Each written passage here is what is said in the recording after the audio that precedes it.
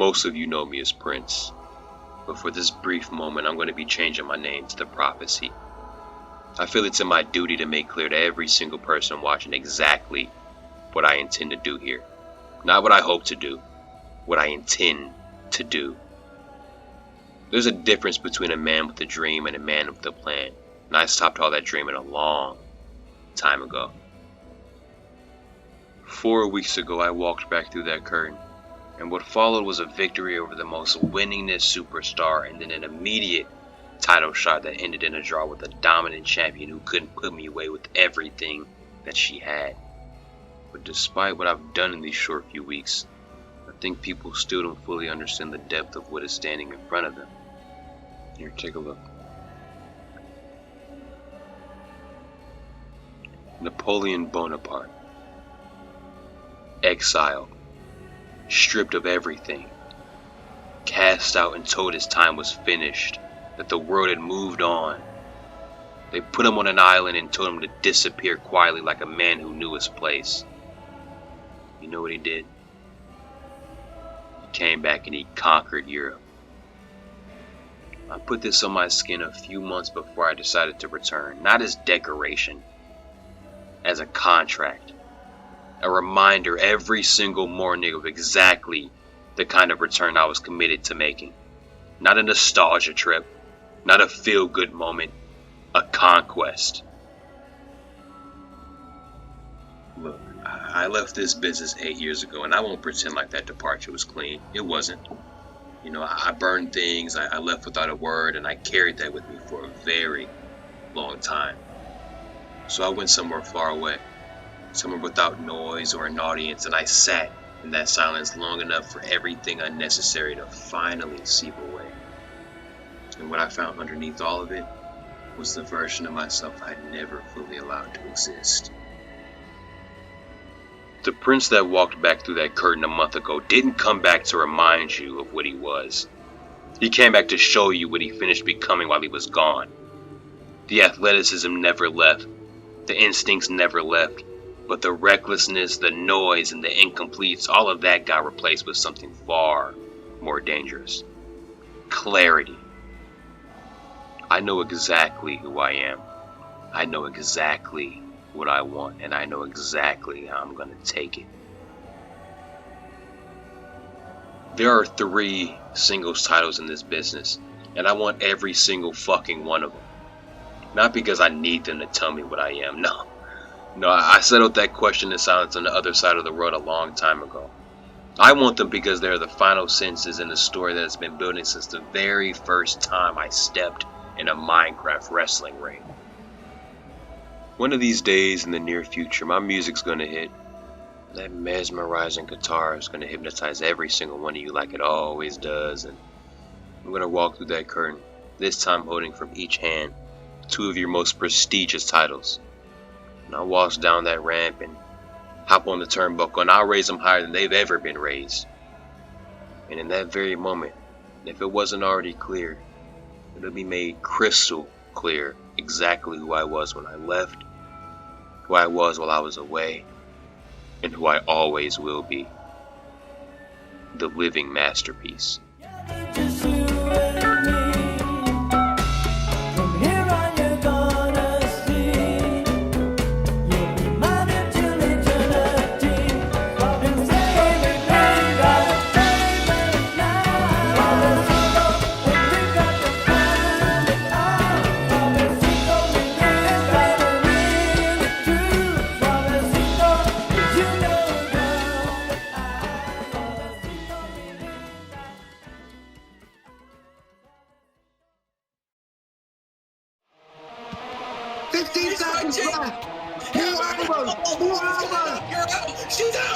Because this is the second time I'm asking you this, and I hate repeating myself.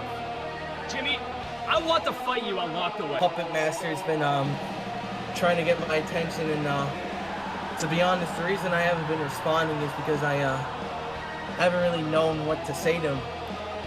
So I had a little discussion with my contemporaries here, including Drix on Thursday at my housewarming party, and he told me to speak from the heart. Not for your mind games anymore, Bhreezy. This isn't like Heatwave. This isn't like House Party where you have to relay my emotions in order for me to accept this match.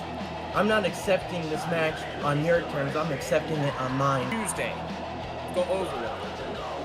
Me and you, non-title. If you win, I leave you alone and I can go wallow in my self-pity for another few minutes. But if I win, then you give me that title shot. He's mine, Faywind. My title, my servant, my match at Locked Away, my win. Stay the hell out. I am sick and bloody tired of you. Box, come on. I'm absolutely done with this. We are settling this on Saturday. You fretted. Come on, Box. You got lucky because some idiot called Cal Cardo had to jump in and have his way. I'm sick and tired of you. I locked away. I am going to keep my national title. I am going to give you a concussion so bad you're not going to be able to act one and one together to make two. Yeah. See, you've been through so much. You sacrificed yourself at the Rumble, and that's something a true friend would do, and I respect that immensely. But Avery, I know that you'll do whatever it takes inside a ring. You've almost died inside a ring just out of spite. And I gotta say, I selfishly want this too, Avery. So if you're ready, I think in Locked Away we can do this for the World Championship. WC have also taken a vote for the main event of Locked Away. And the MWC board, including me, I have voted for this match to get the highest possible chance that she doesn't make it to the main event of Extreme Chaos. We have voted that the Spotlight Championship will be defended in an elimination chamber. So I have taken it upon myself, John, to insert you into the Spotlight Championship chamber.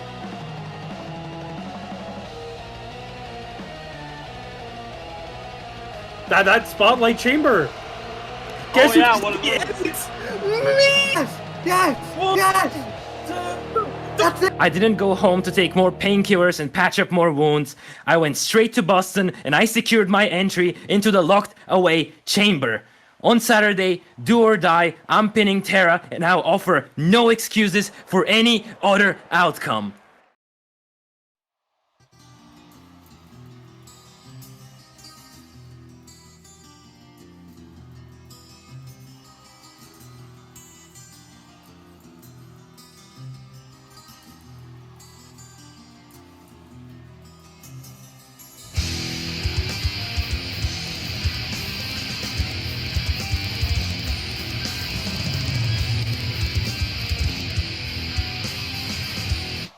Live here at the Climate Pledge Arena, Seattle, Washington, we bring you a huge event, the last stop on the road to Extreme Chaos 10. This is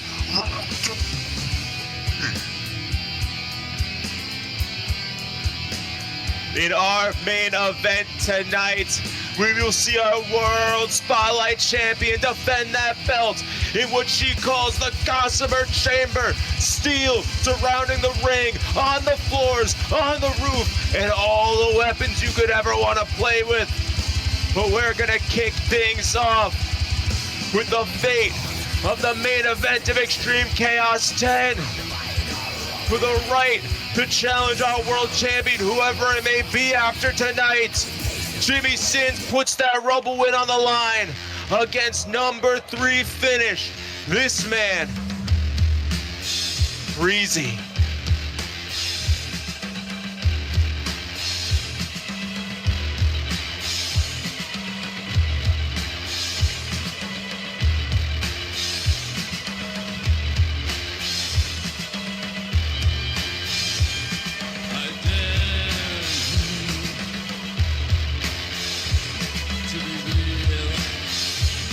Bhreezy taught Jimmy Sins damn near everything he knows. When Jimmy Sins was a young kid a few years back, looking to make his way into the business, he knocked on the door of this man. He knocked on the doors of Bhreezy's school. Bhreezy took him in, built him from the ground up, and surpassed him. And the fact that Jimmy Sins has surpassed Bhreezy, has eaten at him every day of his life since Jimmy Sins won that world title just last year. After a long time away, matches against each other, falling out, Jimmy Sins finds himself back at the top of the mountain. He is your Horizon Rumble winner. Bhreezy is on the hottest run of his career. He finished 3 in that Rumble, is leading in the win-loss records in 2026, former television champion. If there is any time for Bhreezy to make his way to the top, it is right now.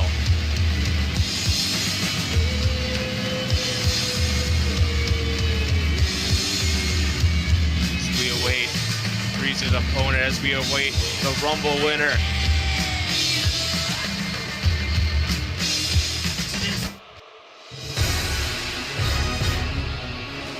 There we go, Nuck. There he is, the MWA Horizon Rumble winner. As of right now, the man who is going to walk into the main event of Extreme Chaos 10, the reawakened, the former student of Bhreezy, Jimmy Sins. Jimmy Sins is 30 days removed from outlasting 29 other competitors and winning that Rumble. Jimmy Sins is a former world champion. He is now in line for another title shot. His chance to become a 2-time world champion and put himself amongst the greatest of all time. That's on the line tonight. Jimmy Sins has worked the last year. After Extreme Chaos last year, he fell apart. He was down to nothing. But he proved everybody wrong. Just last month at Horizon, he proved he can still do it. He can still find his way to the gold. He can still look up and with his head high, push forwards and make something great out of himself, for his friends, for his fans. But that can all be taken away tonight. Jimmy Sins could have gotten a little too ahead of himself. Bhreezy has all the momentum in the world right now. Bhreezy, like I said, is on the best run of his career. Jimmy Sins is a former world champion. Bhreezy has never sniffed that gold. He's never even competed for the belt other than last year when Jimmy Sins beat him and retains the belt at Horizon. So there's a lot of history between these two, and Bhreezy needs this match, I could almost say, more than anything he's ever needed before.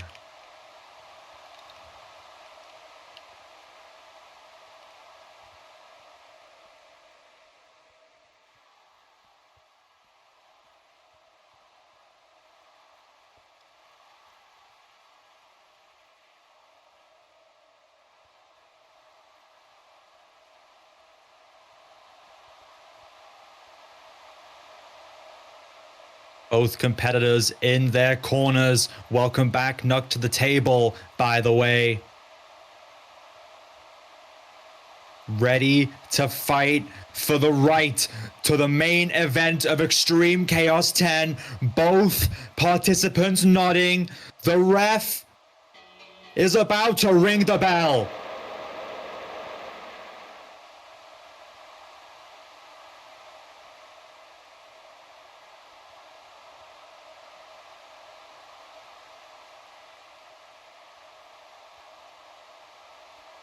Going for the test of strength.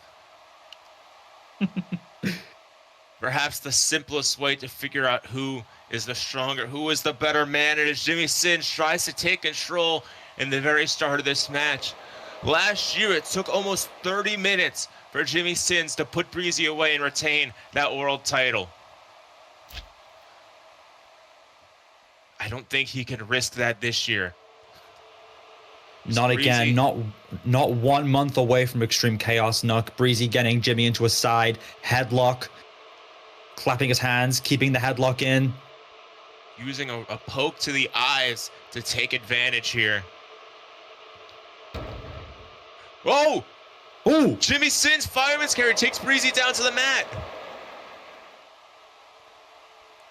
Like I Straight said, into an arm lock. I'm not in Jimmy Sins' head. I did not get a chance to talk to him before our match tonight. I don't know what his strategy is, but you have to think that he's going to try to put everything at Bhreezy and try to put him away as soon as possible. He knows Bhreezy can match him in the ring. They've gone the distance many times before and traded wins. But Jimmy Sins, like I said, he cannot risk that tonight as he holds Bhreezy by the arms. He really needs to excavate his wrestling tonight and make sure that he can do as much damage as soon as possible. But Bhreezy fighting back with a neck scissors takedown. Bhreezy just having Jimmy straight down on the floor, trying to just remove any kind of strength, any kind of momentum, any kind of passion this man has. But Jimmy, no, bridging up with his head, back rolling, front handspringing off the mat, onto the ropes, running for a lateral press, but Bhreezy rolls away. Bhreezy tries to stomp Jimmy out.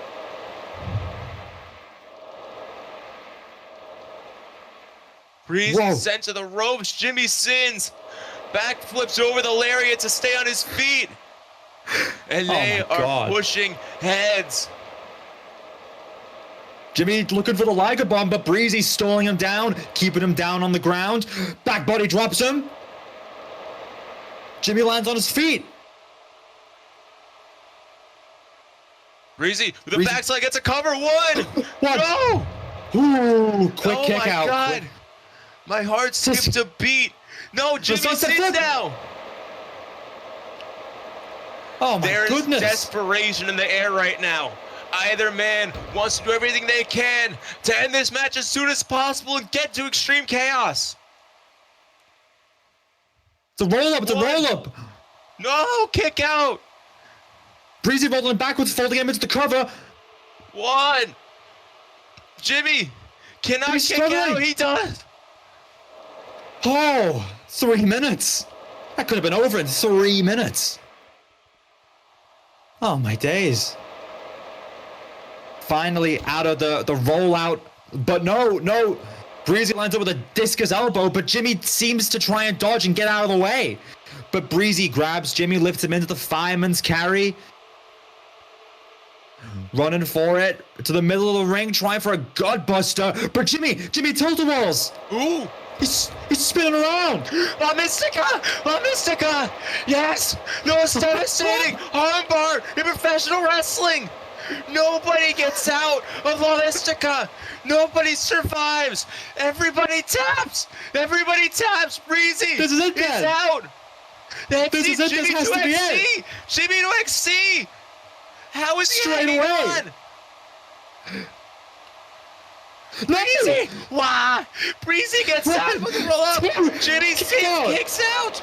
Bhreezy got out of La Mystica.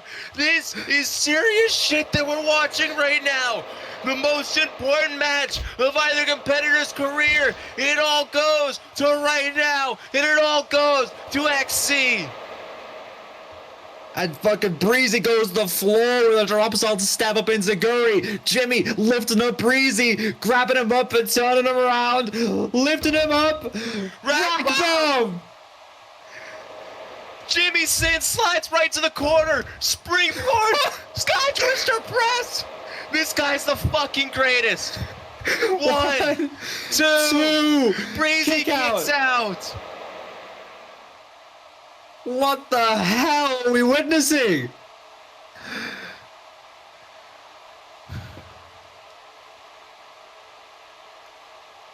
Bhreezy doing the seemingly logical thing and rolling out, because how the hell are you supposed to keep up with that? Whoa. Oh my God. Yes! No, It's time for the greatest move in Minecraft wrestling! No! Bhreezy chickens out of it, walks away, because that's just who he is. Oh, look who tried to do this move at Overload and failed. Jimmy Sins tried to do this move to Bhreezy and failed, but he's looking for the next move. Oh my God! Tope over the corner, flying over the post. Did Jimmy Sins grow wings the last week we last saw him? How the hell has he done that? Skyhawk. Jimmy Sins does not give a fuck about gravity. Oh my God, not again. He's going for it again. Sasuke, special, yes. There it is. The official MWA Cookie Puss moment of the night right there. Yeah, what you said, man. I'm going to Carvel right after this match. What about you? It would take me with that's the Cookie Puss moment of the night, Jimmy but he covers Sins, one, two, Bhreezy's out of it.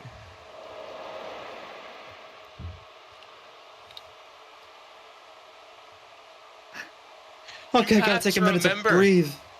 Wow.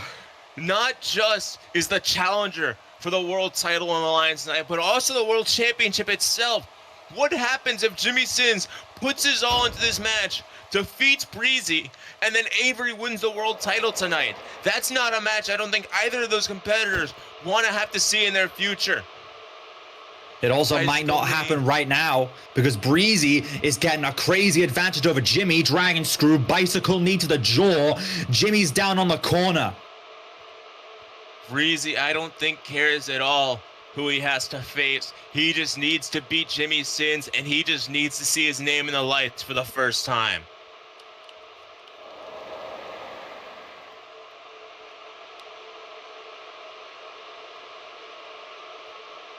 As Bhreezy looks straight in the camera and says, let's hear it for Bhreezy. This guy is insufferable. I don't really know what he expected from that. Smashing the Rumble winner. The New Heart's leg into the post. Jimmy Sins can jump 10 feet in the air. The sky is the limit for Jimmy Sins. But if that leg gets broken down, if that kneecap gets smashed into pieces, not only is Jimmy Sins not able to leap up to the sky for his greatest hits, but he might be out entirely. If Bhreezy can injure Jimmy Sins before this match is over and just get this match called off and put Jimmy on this show, Bhreezy makes it to XC. For Bhreezy, for someone who knows no morals, it's as simple as that. And it looks like that might be his strategy. Put Jimmy Sins on the shelf and walk right into extreme chaos.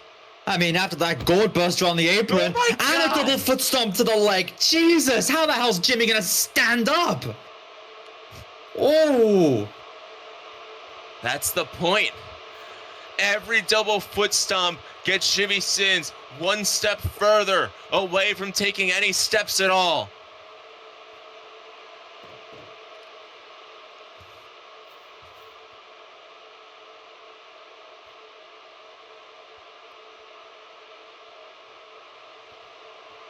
Throwing Jimmy into the ring now.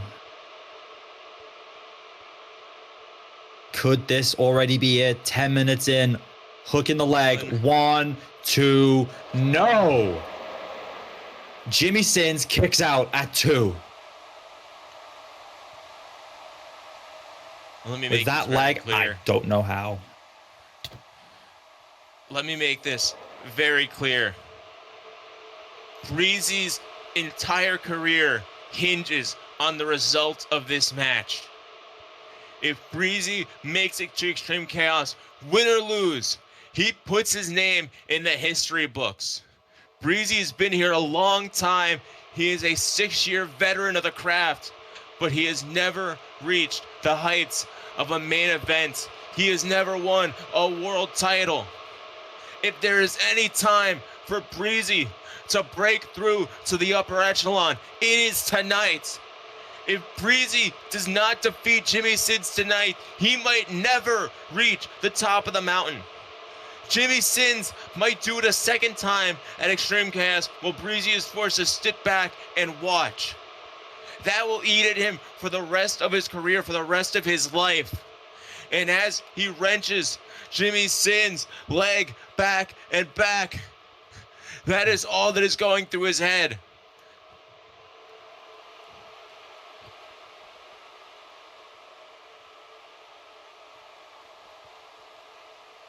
Jimmy Sin's trying his damned hardest to get back up with the ropes. But Bhreezy's already planned for it. He's running for a Tizona, but Jimmy Sins drops the ropes.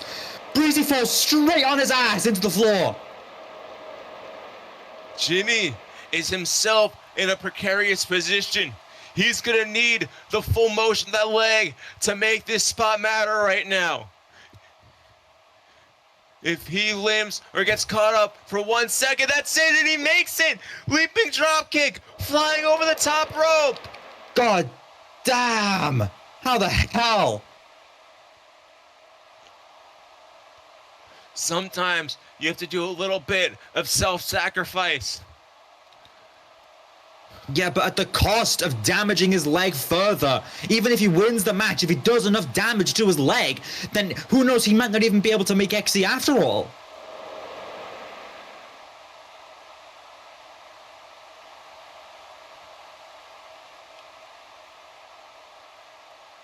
Somehow making it to the top rope, Jimmy Sins.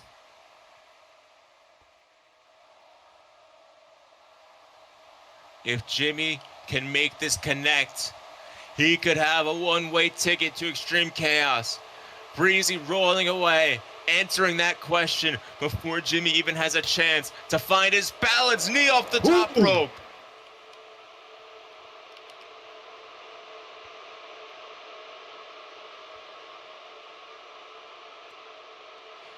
It's Bhreezy, transition shimmy into electric chair. Oh my God, bringing it to the top rope. Oh, no. Looking to make his stand. The Steel City Saints to the main event of Extreme Chaos. Drunk driver off the top rope. No. Oh, Jimmy. Jimmy Sins is fighting through it. Bhreezy doing everything he can to stay grounded, to not go down. But Jimmy Sins. Oh, release power bomb off the top rope. Jimmy Sins. His head bouncing off the ring canvas. He might be out cold. Referee might have to call it. No, he's alive. He's still kicking, but maybe not for long. He is running on pure adrenaline. Jimmy Sins, one of the greatest, but Bhreezy connects Ontario Sunrise. Oh my God. Stacking the cover. 1, 2. Wow, he kicks out! How does he kick out? How in God's name? How does he kick out? I'm in shock. How? Oh my God. Bhreezy looking for the drunk driver. Oh, no, shoving him into the ropes. Raging cage of his own. Taking that forearm to the skull, just like his tag partner, just like Rich was in our main event tonight. Those forearms to the head over and over.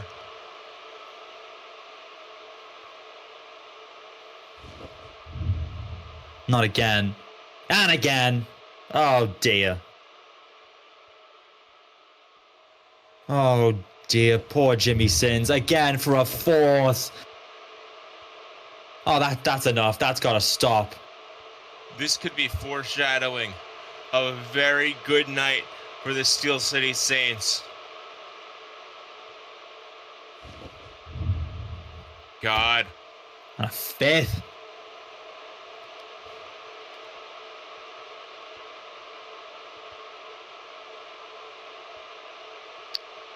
Going for one more. Gonna connect the drunk driver. Oh no. Bhreezy could make his career in just a few moments. Jimmy Sins inside cradle for the cover. 1, 2. Bhreezy kicks out. Oh, thank God. Well. How has he done it? Oh my goodness. And Bhreezy finds himself in position for the arrow shock.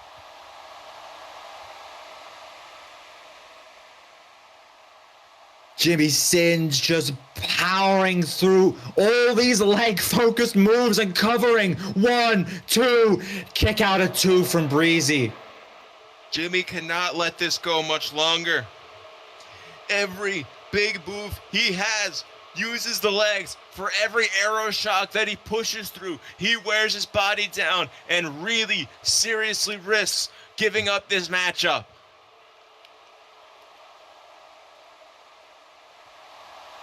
Jimmy begging to the crowd. He needs their energy.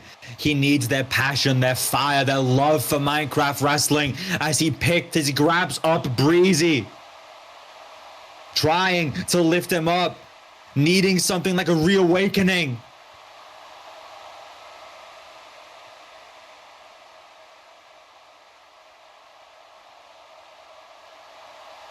Jimmy Sins! Could he do it? Reawakening!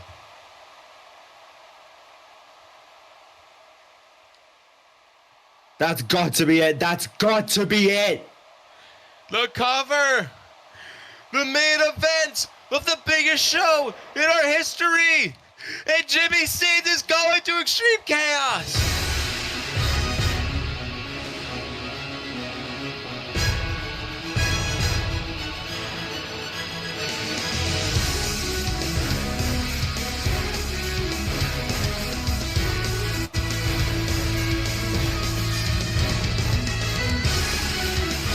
Jimmy Sins is officially, we knew it back in the Rumble, and it got put in jeopardy.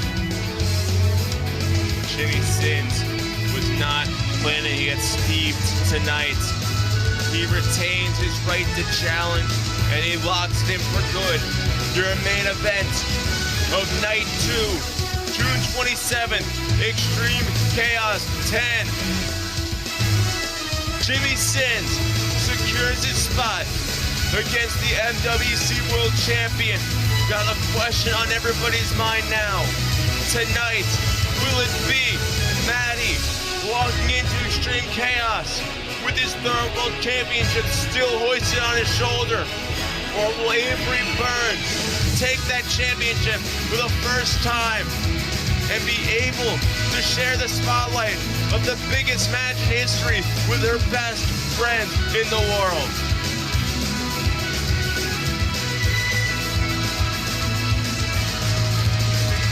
Oh my God. I'm not cleared to compete. I'm not going to be stepping in this ring for a long time. Which is why it brings me so much joy and so much love to be able to announce that he is alive, he is standing on his own 2 feet, and he is my best friend in the world. Welcome back from your coma. Make your way down to the ring.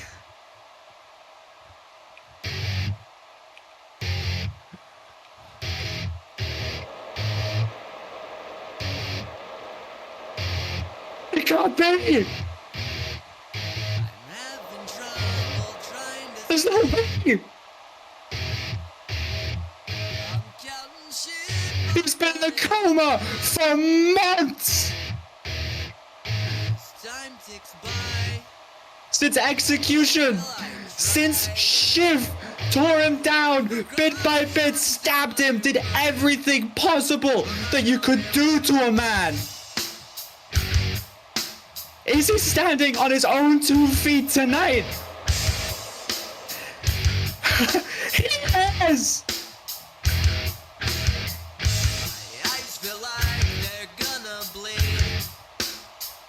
Rock lives!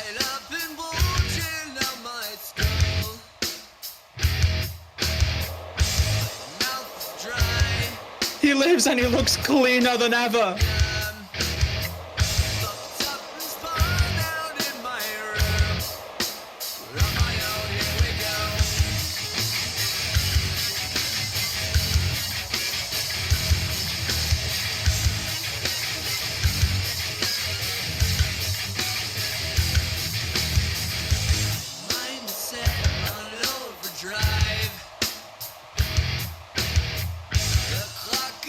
gonna let these two talk it out.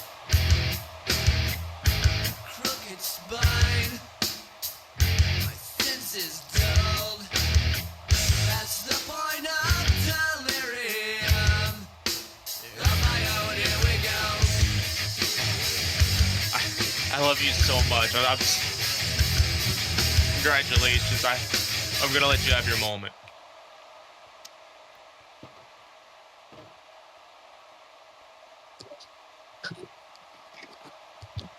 Jeez, some nap.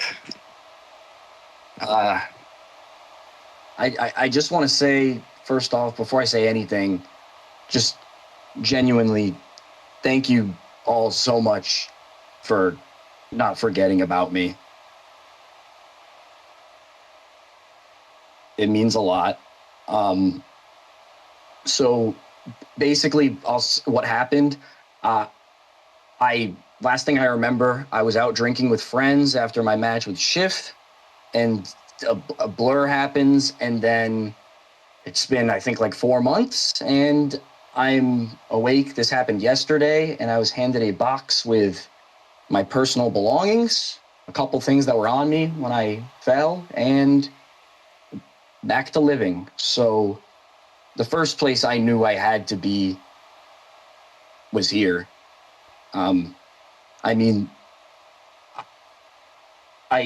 this means a lot. I have to explain that when I was gone, like, being in a coma is a strange experience. I pretty much, for what it was like for me, was I was in a dream-like state where I was just reliving all of my happiest memories in wrestling with my family over and over. And I don't have too many of those, so, there were some reruns, but it was crazy to just see all that. And now I woke up. And I don't have a family. I don't really have too many friends here. Nuck's fortunately one of few, but I don't really have anything. And that's why I needed to be here, but I needed to be here for more than just to see everyone. I needed to be here because I don't want to be remembered as the crack addict that came into Boston's office and begged for a match and begged for money. That's embarrassing. And the craziest part is all this bad shit's happened to me over the years, in the ring, outside the ring. And I used to think all of it wasn't my fault. I used to think I was I was a victim, like the world was out to get me. And no, it's me. This coma, being away, made me realize I've been the problem. I fucked it all up. I don't have a family because I chose wrestling. I gotta be honest, I've kind of just realized I'm a loser.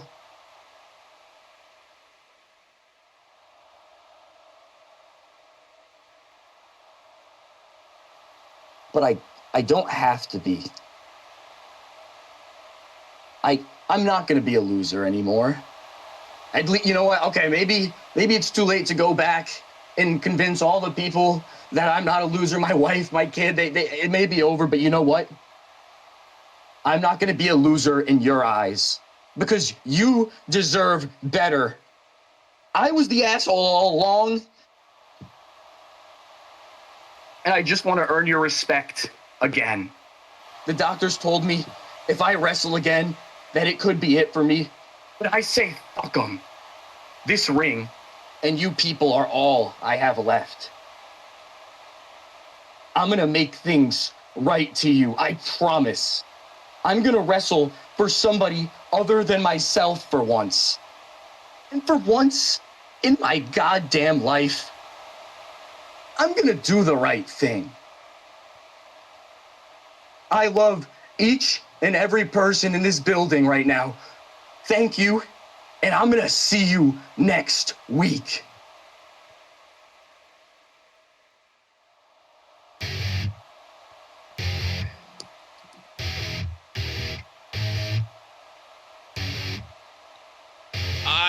emulated.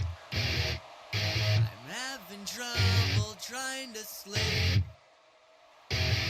We're gonna see him next week. I cannot wait to see what Rock has in store. One of the greatest of all time. It's been made official as of this past week.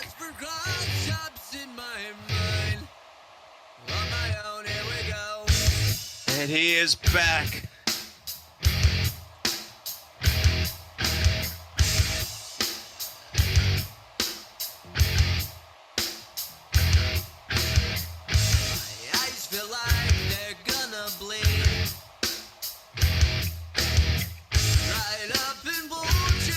And as we get back to our regularly scheduled programming, we have an open challenge for the television championship as our new FWC television champion Dobby puts it on the line against anybody in the back willing to step up.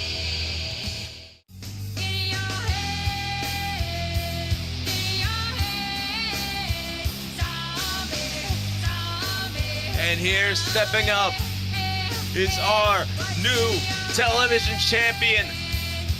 Dobby has done it all in Minecraft wrestling, but I think it makes him happier than any other belt out of the lineup that he can just walk into this ring and wrestle and have a match every week. Nobody loves being in this squared circle more than Dobby, and any excuse to get some more reps in, even at his age, he's happy to take it.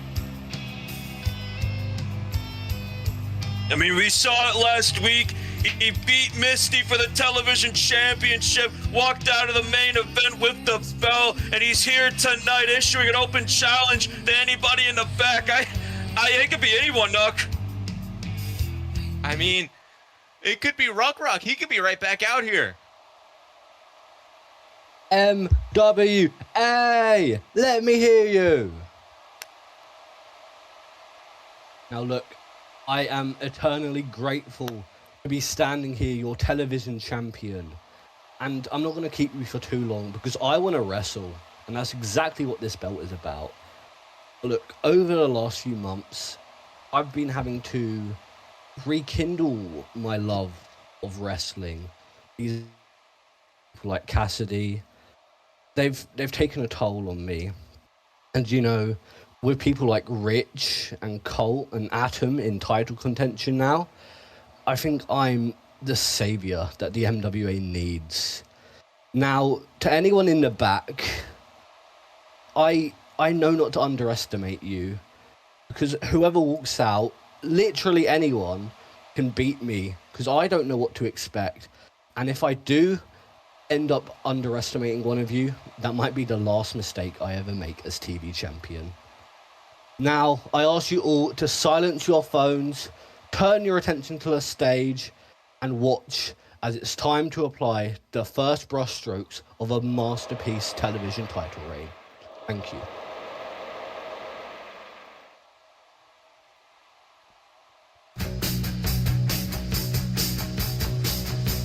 Thank God it's not slick bait. Natalie Claire is here to answer the challenge. Climate Pledge Arena's going crazy for Natalie Claire, Nuck.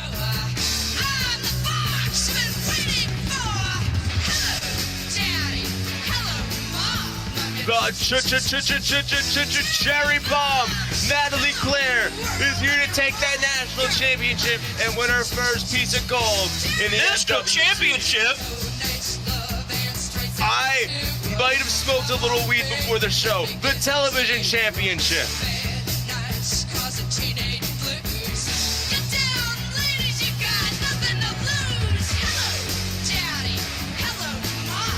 Natalie looking as colorful as she's ever been.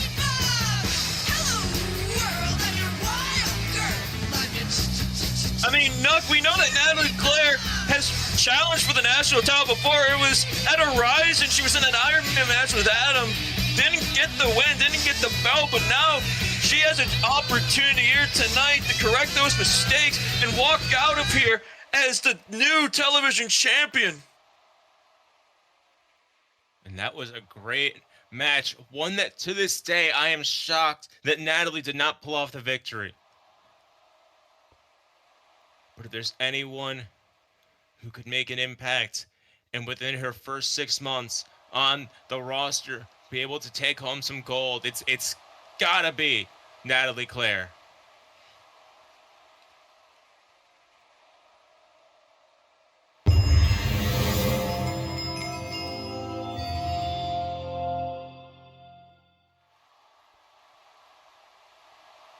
Holy fuck.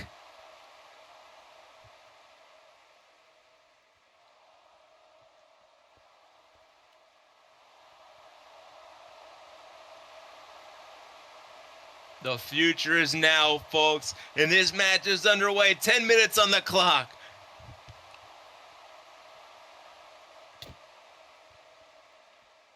Headlock takeover from Natalie Claire. Takes Dobby down to the mat, now just wrenching at the head. And with a smile on her face, she wrenches the hold, but Dobby runs back, drop to hold. Natalie Claire outpacing Dobby in the early beginnings of this match. Now grabbing all of the waist now, applying that chin lock in. A noogie. A noogie. Trying to fire up the champ. I used to get noogies on the playground in kindergarten.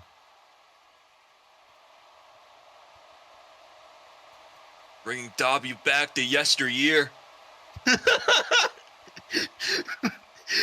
Natalie Claire and Dobby are face to face in the ring. Stomping at the toes, just playing games with the champion. And a bell clap Dobby's ears.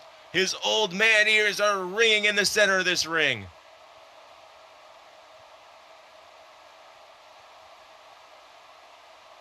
Oh, wait a minute, floating over. Crucifix position, trying to go for a crucifix bomb. Dobby holding on to Natalie, and a fireman's carry front slam onto the canvas.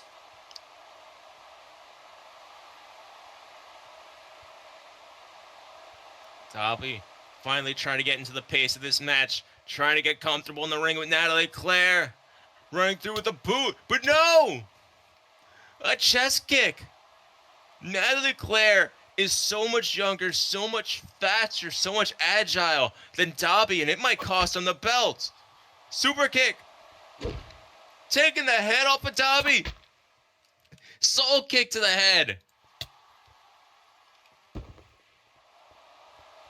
And a sliding German suplex to end that combination. We have seen plenty of times from Natalie Claire. Always looks smooth every time she does it. It would be a stain on Dobby's record books to be MWC television champion for just 1 week. It would bring shame to his history in the business as a former world champion to lose the belt so soon. Quebrada!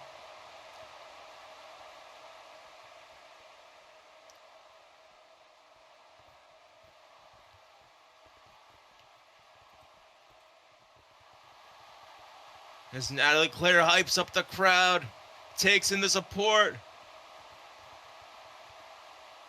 I mean, she can't take her eyes off of Dobby too much longer. No, Dobby's gonna be able to capitalize. I don't know. Dobby's not been able to get to his feet just yet. Natalie Claire might have all the time in the world to take selfies at ringside. Can't waste all the time in the world. Again, 10-minute time limit applies to these TV title matches. Huge running start. Shotgun drop kick off the steel steps. Sending the champ back into the ring.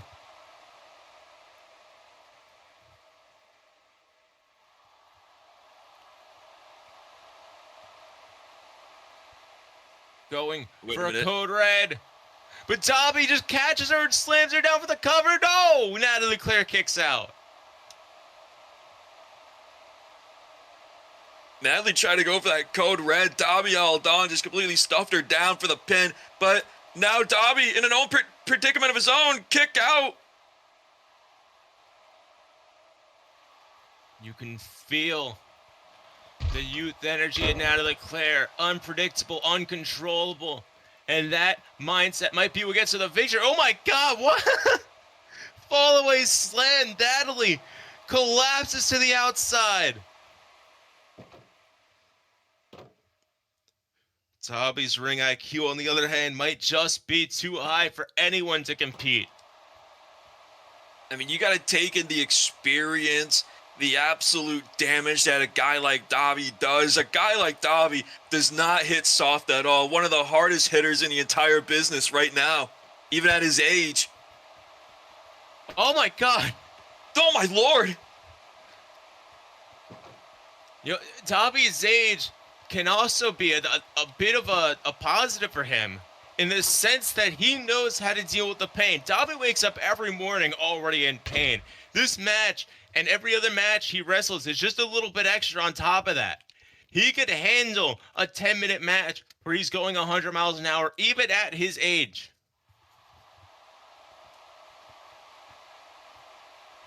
Natalie Claire is getting slammed into the desk over and over.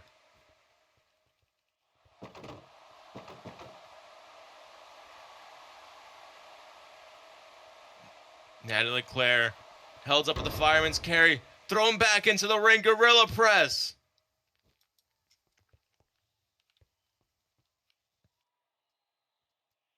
We're nearing the 6-minute mark. 4 minutes left on the clock for either competitor to get the job done. Shoulder barges in the corner, targeting the abdomen of Natalie Claire.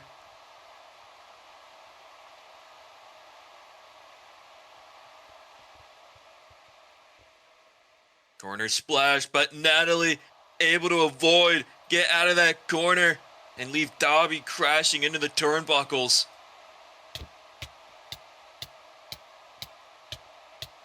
Natalie with repeated shots to the head.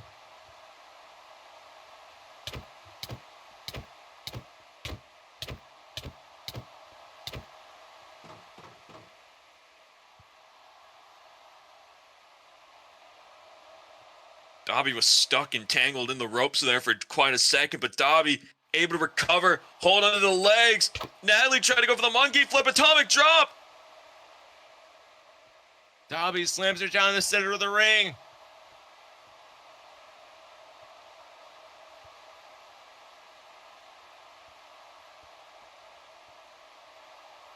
Trying to throw a boot, but Natalie Claire keeping up as now huge back kick right to the gut. Enziguri. Natalie Claire is less than 2.5 minutes to win the belt. German suplex. 21 plex rather.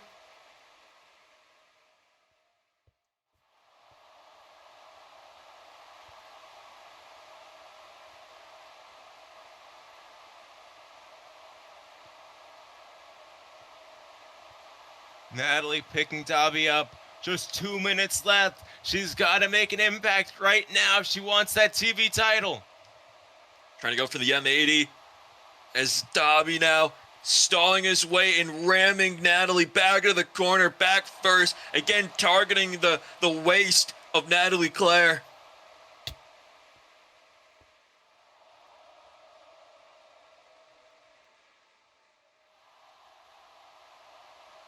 Dobby with a rear naked choke, just trying to cut off the air supply, the oxygen of Natalie Claire. But wait, what the hell? Oh my God, Backpack XT! From the top rope! Oh my God, unbelievable!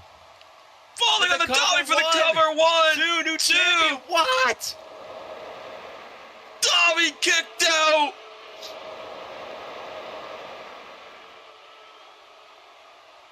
Unbelievable. I thought that would have been it, but Natalie Claire's got to capitalize. She's got less than a minute now.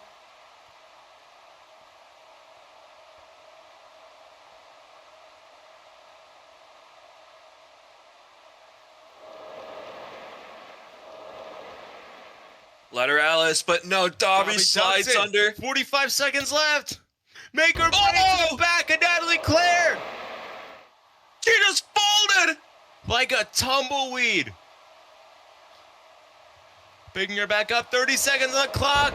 He's got to make it matter now. Exodus. Northern Lights bomb. 1, 2, 3. And Dobby retains with 18 seconds left.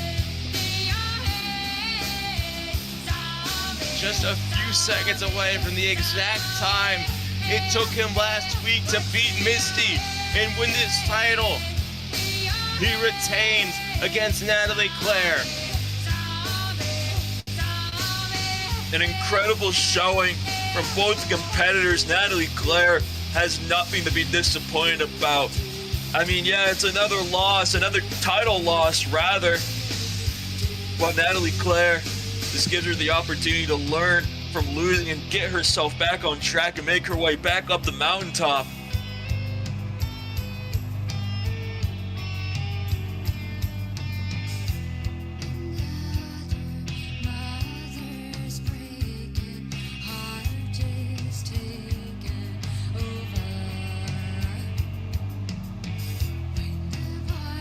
Natalie doesn't seem too happy on the outside, but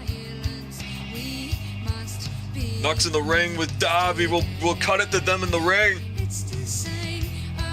Dobby, I was just out here. Someone could pause the music, please. Thank you.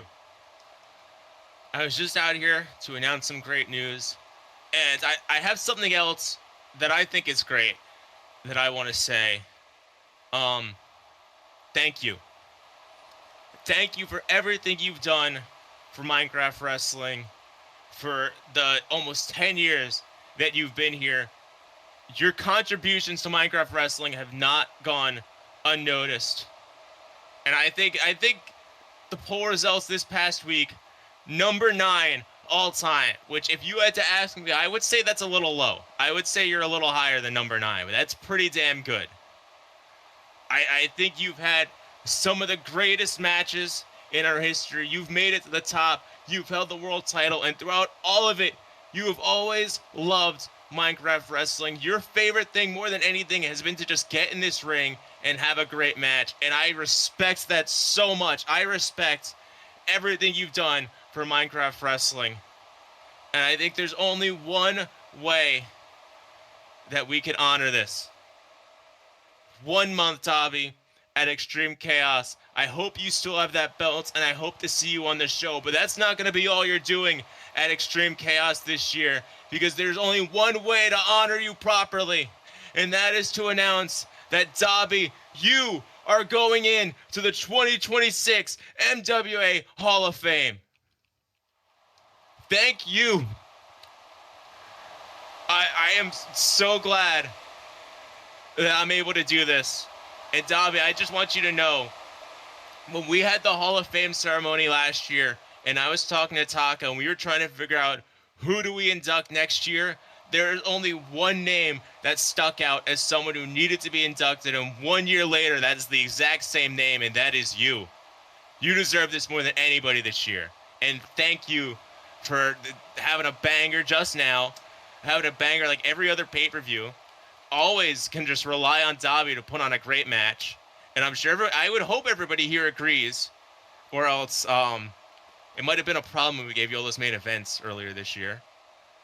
But you're one of the best, and thank you so much for being a part of this community, and congratulations. Now let's get on with the show.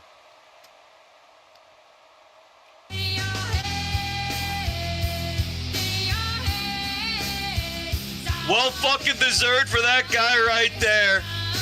The most deserving individual of the Hall of Fame. And I say that wholeheartedly.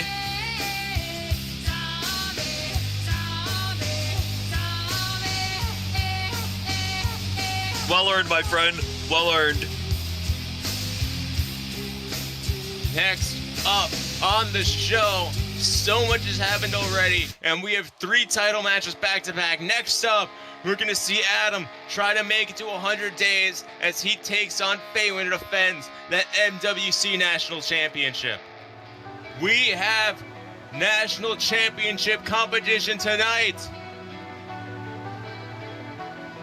Faywind, the Trailblazer, is nearing 1 calendar year since losing that World Spotlight Championship at Extreme Chaos 9. And tonight at Locked Away has a chance to get one more piece of gold on their shoulders. A former Spotlight champion, a former television champion, looking to add the national title to that list of belts that he has had throughout his course as a Minecraft wrestler, the Trailblazer Faywind.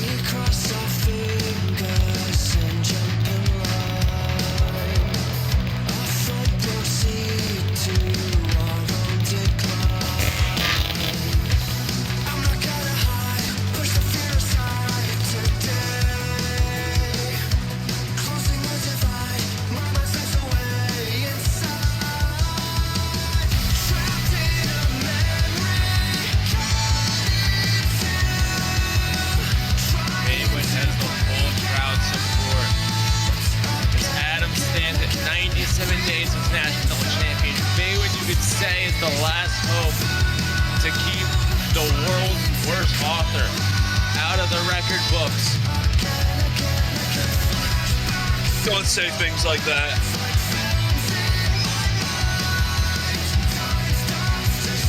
You know, Adam might have written the book, but Faywind is the only one out of these two that I'm convinced can read. I think they both can read, Nuck. I think both of these two are very good at what they do, but unfortunately one of them is just better, and we're gonna see them come out. Here we go, Nuck!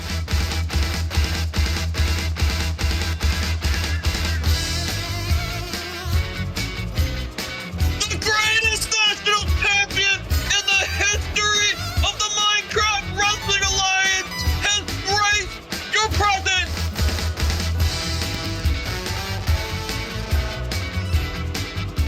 How great he looked! He's never looked any better! I could tell you were lonely from the moment you walked in. He means business. He is ready, not wasting any time. He is ready to put Faywind in the dirt and continue on with his reign as being the greatest national champion in the history of this company. Can you name me one national champion better than Adam? You! I don't wrestle. Jonathan Colt. Not him, not anyone else. If I had to rank every national champion top to bottom, listen, I don't want to go through the whole list. That would take a lot of time, but Adam's definitely at the bottom. Like, I think most people can agree on that. This guy stinks, and he's a goof, and he's fat. Oh, this is the coolest thing in the world. Our national championship is on the line tonight.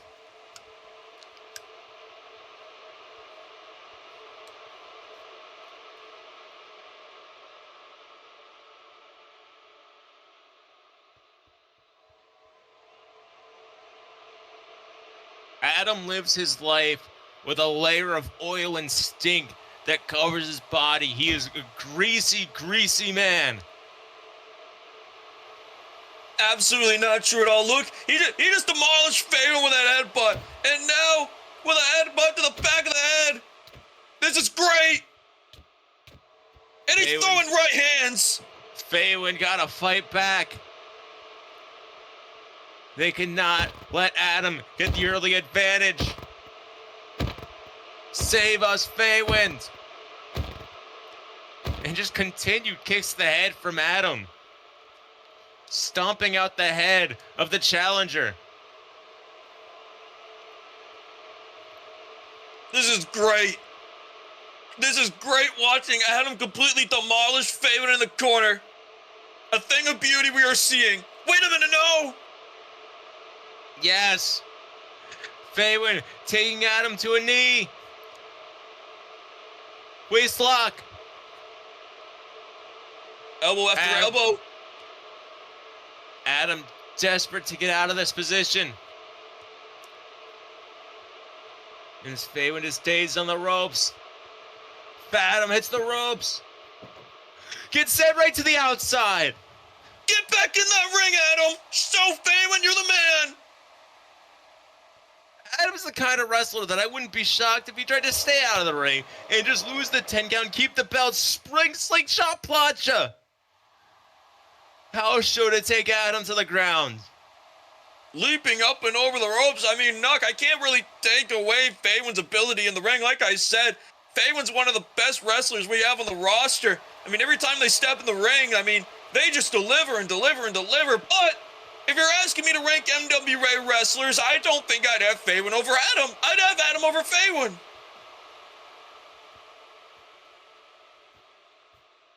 Faywind voted 18th greatest of all time recently. I'm scrolling. Let me see where Adam is in here.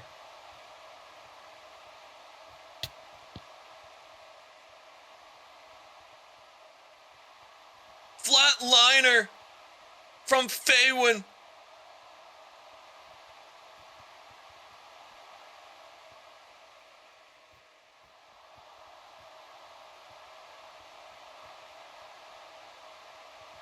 Trying to go for the penalty kick. Faywind able to catch the leg of Adam. Dragon screw off the apron. This is not looking good for the champ. 34. Adam is the 34th greatest of all time. An embarrassing placement, in my opinion. No, it's not. He's 34 out of 300 and something. That's really good. Oh, yeah. Adam over Casey Matchell. That was a tough one. No, he's over some stellar names.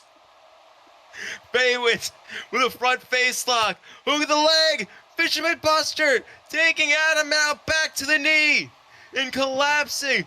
This guy who once died by getting slammed on his back. You know, now he's grown past that and he's the national champ now. Faywind up to the top rope. Adam following. Oh my God. Oh my God, Avalanche Brain Buster! What the hell? Just died! Faywind just died! Faywind's out cold, Adam with the cover! What? 1, 2, 3, no! That was 3! No, that was 3, rep! I am in shock! What just happened? How did Faywind kick out of that? No, Faywind didn't kick out. That was a bad call from the ref. Adam continuing to send shots to the almost certainly, repeatedly concussed head of Faywind. They walked into this match not at 100%. Faywind hasn't been at 100% in a long time, and that certainly just added another notch to the concussion list that Faywind is keeping.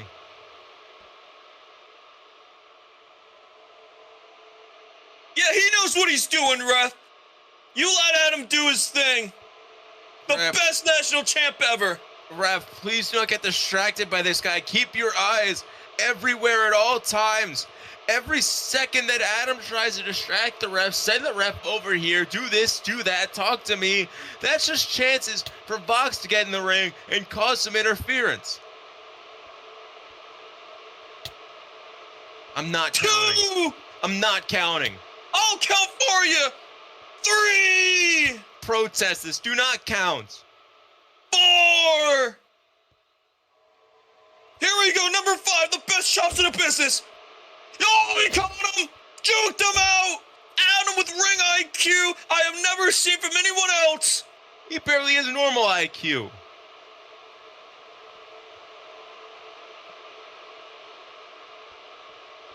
As Adam shoves Faywind into the ropes. Adam smasher to Faywind. Taking the Trailblazer out in their back. Face breaker knee smash. And a camel clutch. Yes! Adam trying to humble Faywind right now. You might as well tap out, Faywind. You're in the middle of the ring and you got nowhere to go.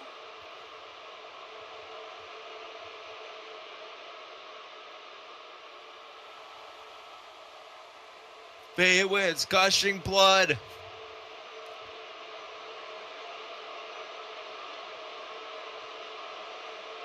Adam looking to make the challenger tap out or pass out.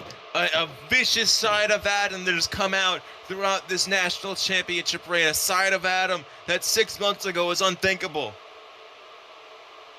Well, Faywind got the ropes, but Adam's gonna keep laying it into Faywind. Gonna keep laying it into them.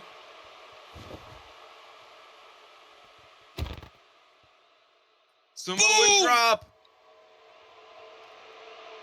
The best damn Samoan drop you'll ever see. He's not even Samoan. A big Doesn't need to be. splash. He's better than a whole dynasty. He is your tribal chief. Big swing. The tribal chief, Adam. Get out of here. He's the head of the kiddie table, and Faywind's gonna put a stop to this goof tonight. He's the head of the big boy table, actually.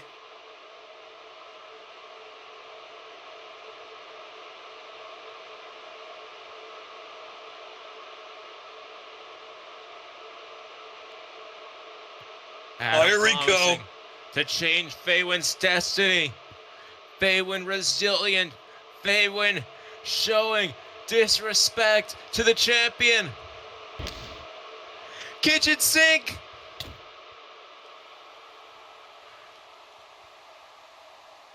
And a penalty kick right to the back. Those Kawada style kicks straight to the face. Faywind might be dragging Adam through the King's Road. Backdrop driver.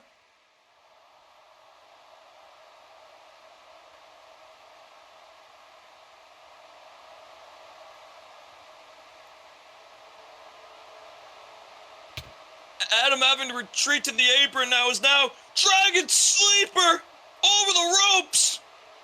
Adam dangling off the ring apron, getting the life choked out of him. Faywind lifts up for a trident, reverse DDT.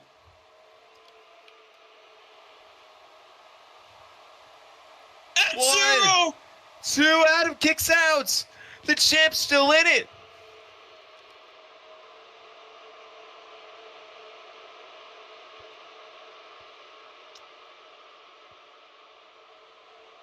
He got out of it anyway, Nuck. And now, Faywind trying to swing an elbow, and Adam catches.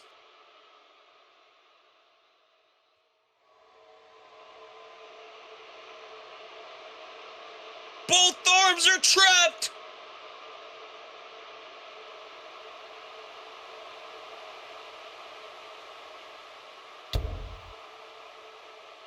Oh my God.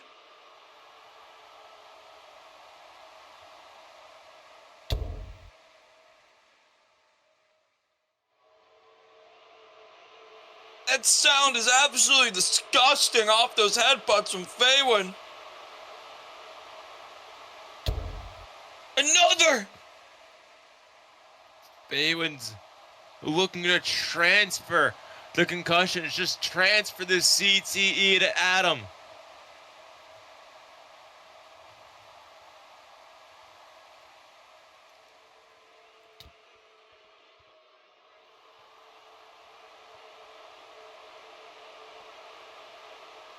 Faywind's laid out. I think those headbutts might have taken himself out.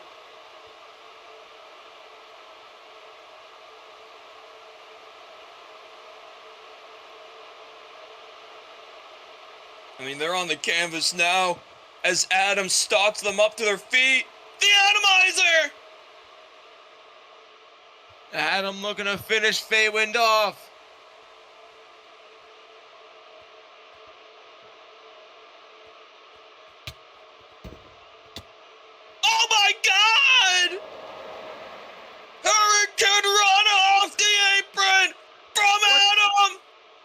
fuck?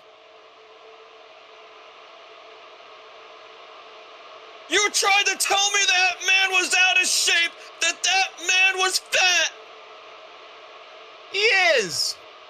But he just did something I've never seen a fat man do!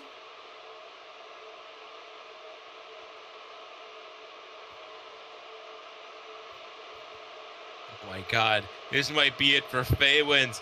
I hate to say it. Adam's gonna make to 100 days. 100 days incoming! Atom bomb incoming! There it is! My god. Count to 100 cause it's all over!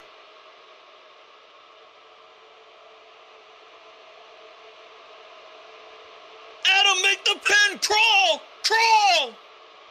Do not pin him. One Do hand! not. Nobody wants to see this. Two! No. Yeah. What?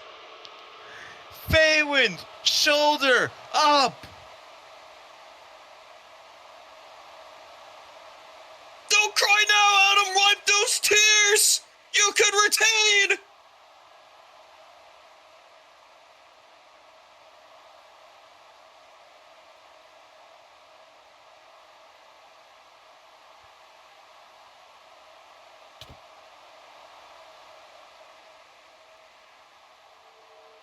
Adam, with the weakest hold possible, barely wrapping his arms around Faywind for whatever he can pull out left for a choke.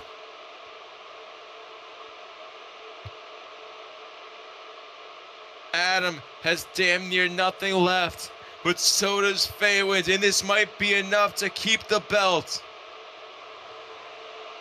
Faywind just spat blood into the face of the champion!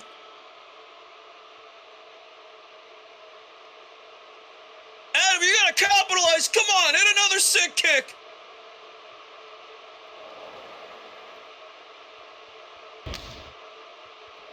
Oh my god, Pathfinder knee!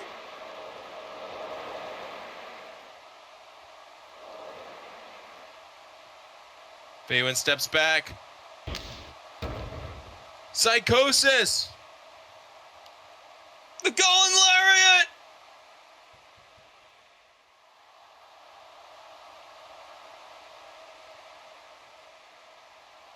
Faywind steps up, brings Adam with them.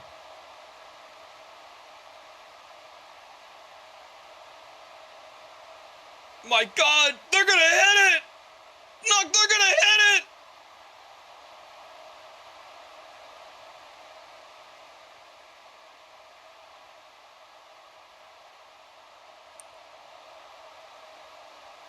Faywind collapses to a knee! But he's up! They're up! Oh my god! Legacy Driver! Faywind, you gotta cover him! 1, 2, 3, new national champion! Faywind's your new national champion!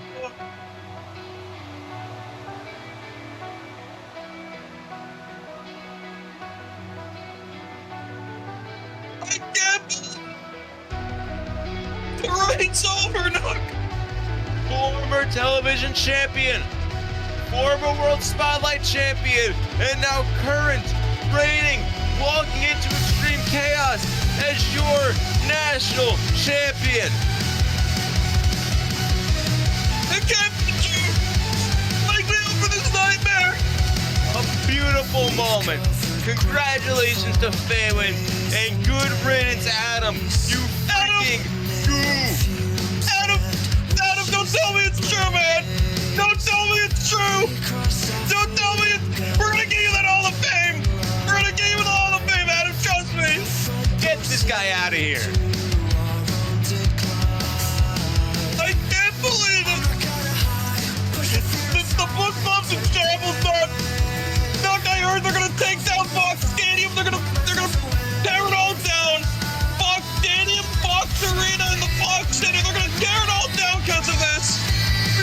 stadium. You weren't here. Do not touch that man, spaghetti.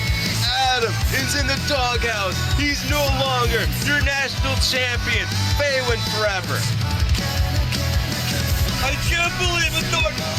I'm gonna have to commentate Unleashed next week, and I'm gonna have to call Faywind the national champ.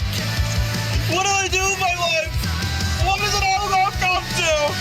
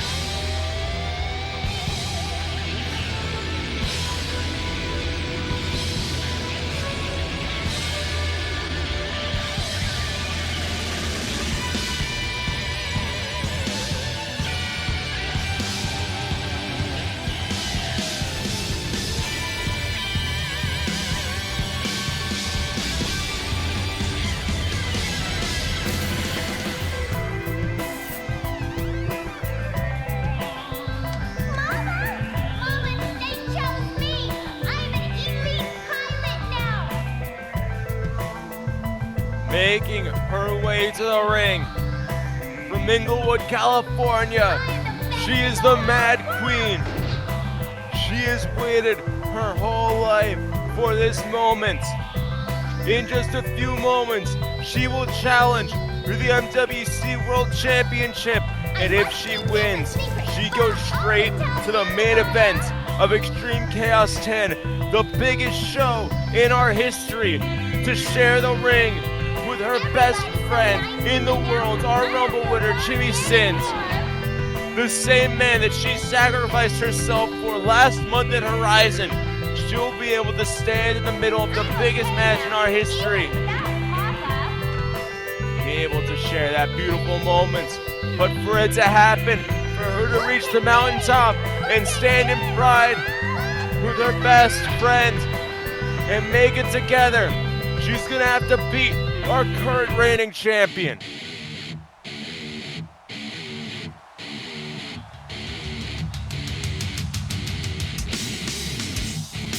And now, our world champion,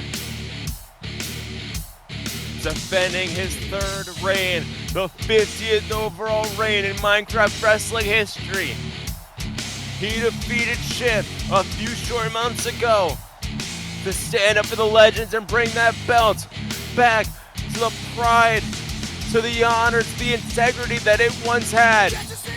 He is voted officially the #1 greatest Minecraft wrestler in the history of this sport. He is your world champion. He is Matty fucking Ice. And don't forget the YT, bitch!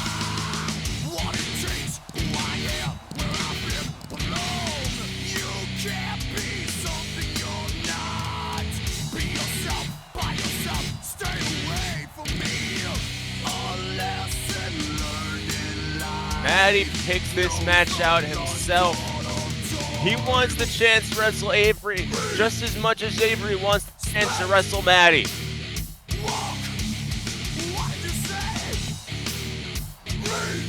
The clock ticks down on his career. Tonight could be the last time he ever steps in the ring. Extreme Chaos could be the last time he ever steps in the ring. It doesn't matter to him. He's gonna put his all into every match. He's gonna go down that list of all the things he has yet to do. Check off every single one and prove that he can still do them all.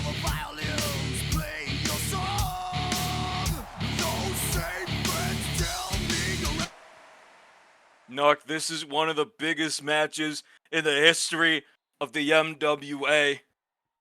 Many, many years of this industry have led up to this very moment in time with a world championship on the line in our first of two main events. The greatest women's wrestler of all time, ranked number 10 in the Minecraft Wrestling World Cup, the Mad Queen Avery Burns, up against the overall number 1 greatest wrestler of all time, Matty, one-on-one, live and in living color for the world to see. As we all take a look at the gold that means so much to both these competitors, the belt that means so much to all those people backstage, to the 15,000 fans packing this arena in Seattle, Washington. It all depends on this moment.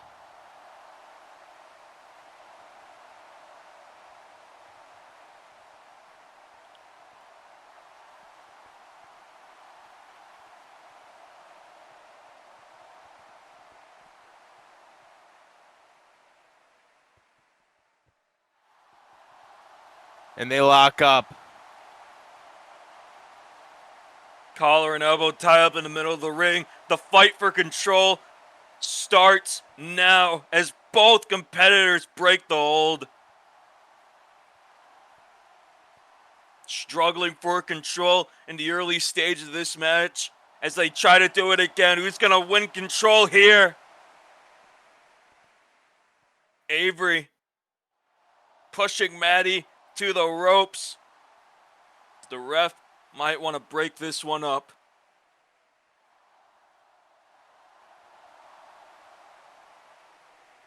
Dress Steve backs these two apart.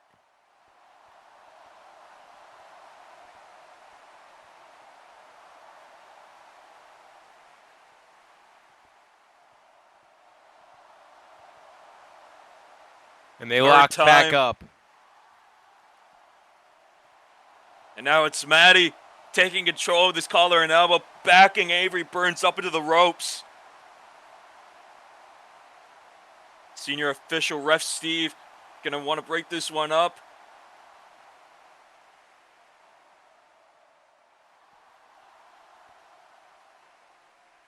Matty returns the favor to Avery Burns.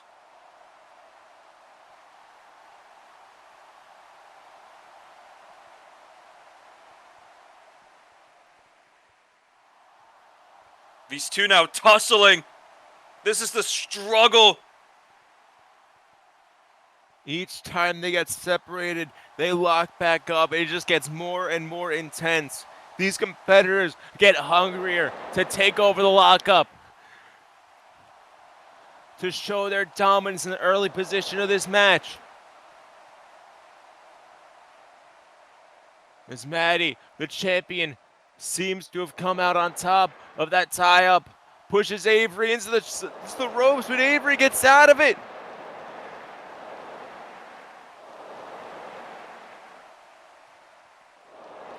Matty and Avery both trying to throw chops, ducking every single one. Matty finally positions himself into a waistlock, but Avery grabs her own. They're going back and forth. These two are damn near perfectly evenly matched. This is the fight for control I'm talking about, Nuck.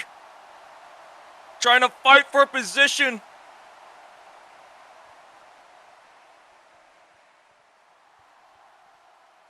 Back and forth, back and forth.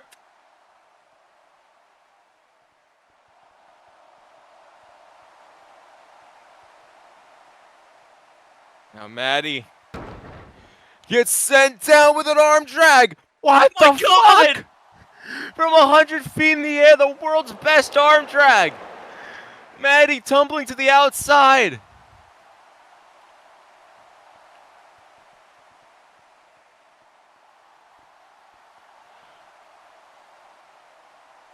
You are seeing two of the greatest to ever do it.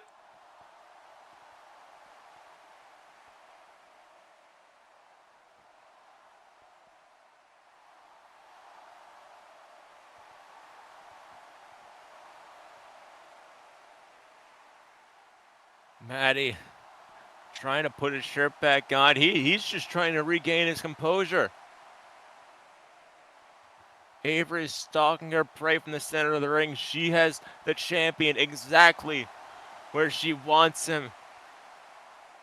Matty is frazzled. He's really trying to collect himself. He just now is saying he thinks he's ready to get back into the ring. We're going to see how much that remains true.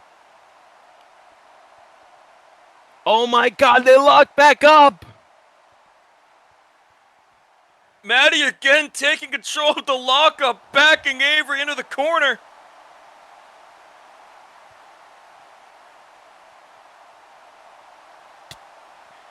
And finally makes something connect at the 5-minute mark. A bionic elbow to that damaged arm of Avery.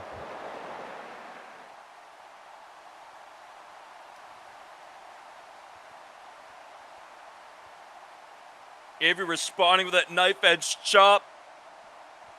Straight to the chest. As now back into the collar and elbow. Matt able to break it up in these two now.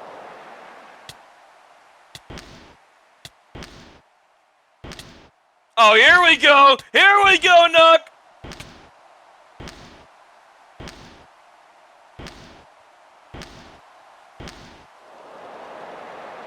Chop after chop. These two just trading chops straight to the chest as now Matty tries to slow things down with a headlock.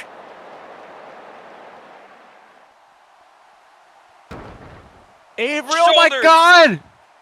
Avery my sends Matty up Lord. the ropes, trying to go for a lariat or something, but Matty comes back with a shoulder tackle. But Avery's already back up to her feet. You ain't keeping the Mad Queen down for any longer. That is a damn near infinite level of ring awareness. And another shoulder tackle. And Avery right back up to her feet. Matty going again, but Avery not even budging.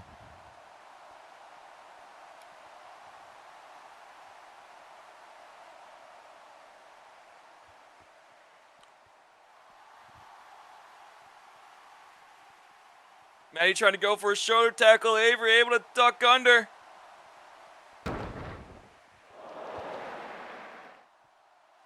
Snapmares to the middle and applies the most dangerous move in professional wrestling. The chin lock is applied.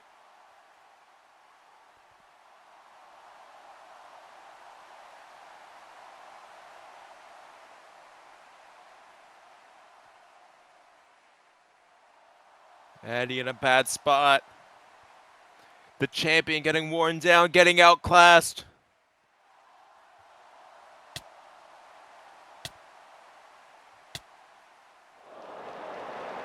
Matty fighting back up. Trying to grab a waist lock. Avery turns back around. And a German suplex.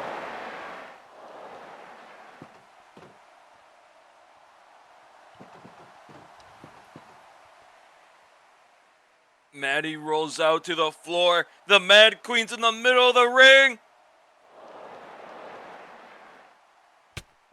Second Christmas! Suicide dive from Avery Burns as she is looking good right now. And Nuck, by the end of the night, or by the end of this match rather, we might be seeing a new World Champion.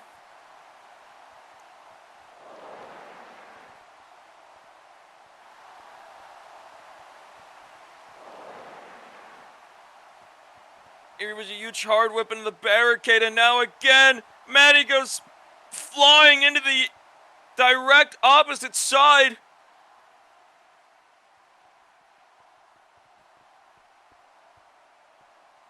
Avery has the champion down on the outside.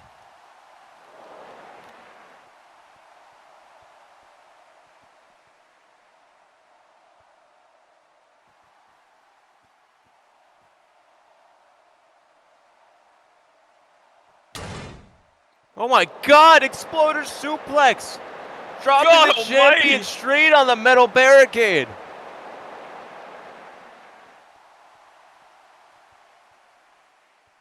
I don't think that's how barricades are supposed to sound, Nuck. Yeah, I think that's the sound of them ripping through the padding and just connecting straight on the steel that really is the bulk of that barricade. They both make it in at 9. I'm sure neither competitor wants this match to end in a countout. That would be very tragic. But now the abdominal stretch being applied by the challenger. And you know who Avery learns that move from, right?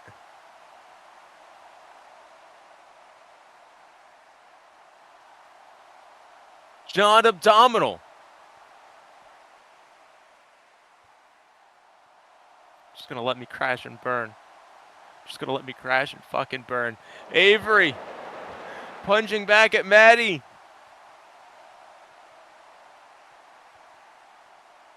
Matty grabbing at the ropes, but Avery, oh my God! Hip toss. Avery down on the outside.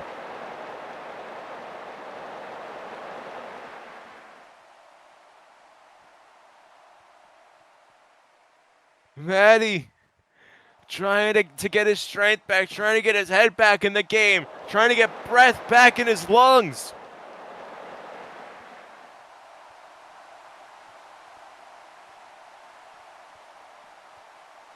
Avery took a hard tumble on the outside. Back body drop. Oh my God!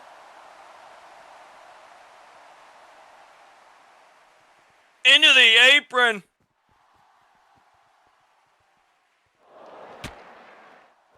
My God! Back suplex on the barricade. The back of Avery Burns just being targeted by Matty. Back first to the apron first, and then back body drop into the barricade. Back suplex toss. My goodness, I mean, Avery Burns having it hard right now. Got thrown over the top rope onto the floor, then into the apron, and then into the barricade.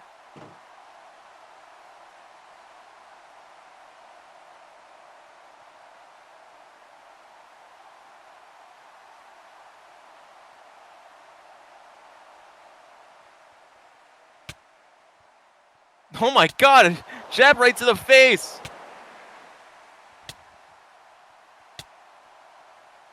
These Matty jabs. Cornering Avery with straight shots to the face. It's calling on us to count to 10.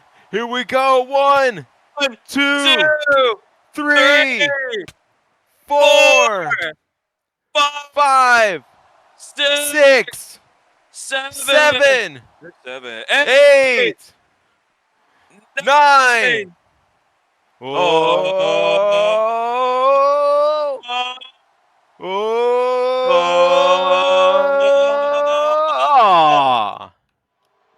Fucking edged us. 9, 10.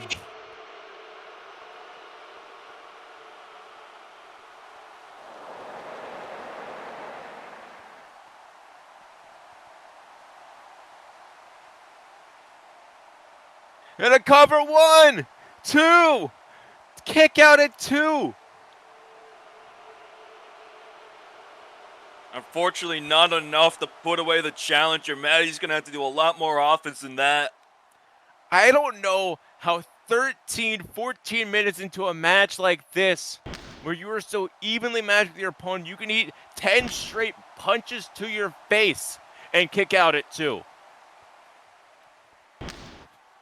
That is a testament to how bad Avery wants this, how important it is to her to walk out with the championship tonight.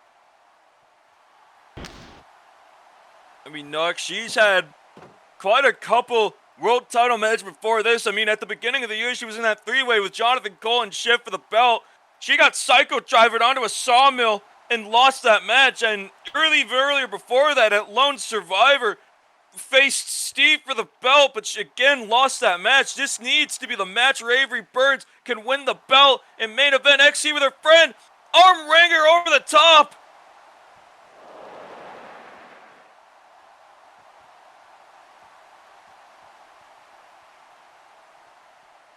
Matty picks her back up. Back suplex on the apron. And a hammerlock back suplex now. Just continued combinations.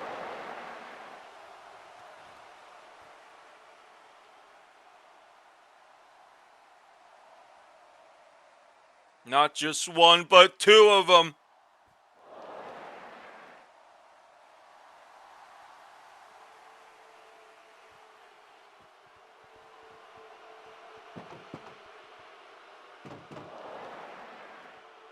Avery thrown back into the ring now as Matty looks to capitalize off of those back suplexes into the apron.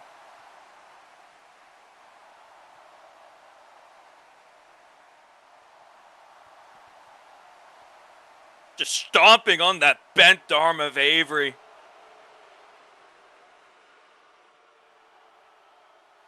Matty is the kind of guy that will pick you apart limb by limb. And we've seen that with multiple limbs throughout this match. Oh my goodness! Just targeting the arm of Avery Burns, that shoulder. We saw it. We saw Matty target the back much earlier, but now, again, just shoulder first into the buckles.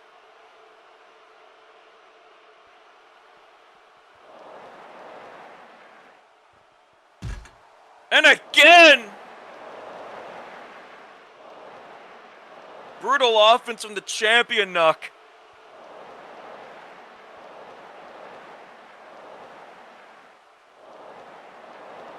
Into the cover, 1, 2. Avery kicks out. Despite everything. Able to pop the good shoulder up, that untargeted shoulder being popped up at 2.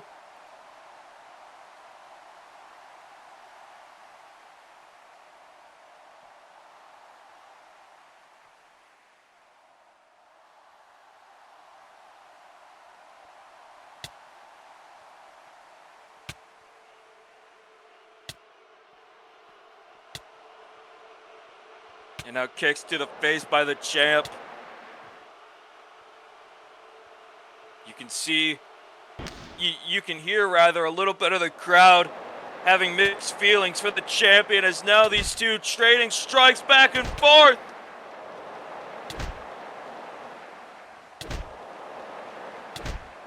Left hand punches, using the good arm, the fight back as Matty now responds with more punches of his own. Rights and rights and rights straight to the face of the Mad Queen.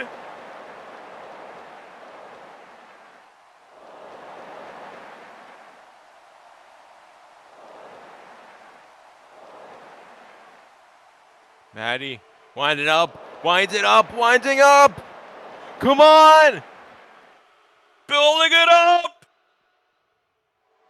This might be the knockout blow that Matty needs. Wait! No! FKMS! FKMS takes out the champion. Avery's got to cover. Avery's got to get the cover. Brainbuster, Avery trying to cover. Trying to drape her body over the champ. Will we have a new champ? Will Avery walk out and see the champ? 2, Oh my god!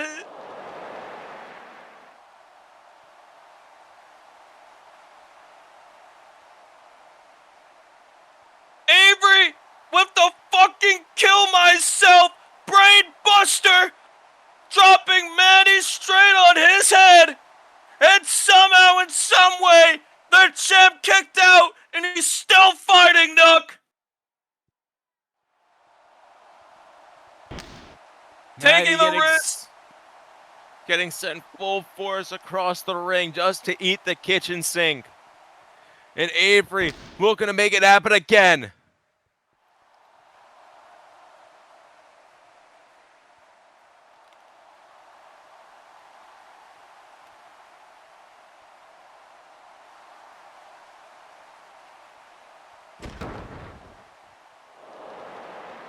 Fireman's carry gutbuster by the challenger. Starting to work over the abdomen of the champion. Avery, also one of those wrestlers that will dissect you part by part, limb by limb.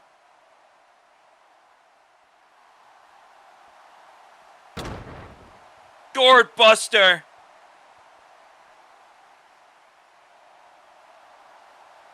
Sending the champ into the ropes with a huge gourd buster. Torso first into the ropes as Matty now. He's literally on the ropes as Avery rising back up, earning that targeted shoulder from earlier. Her right arm.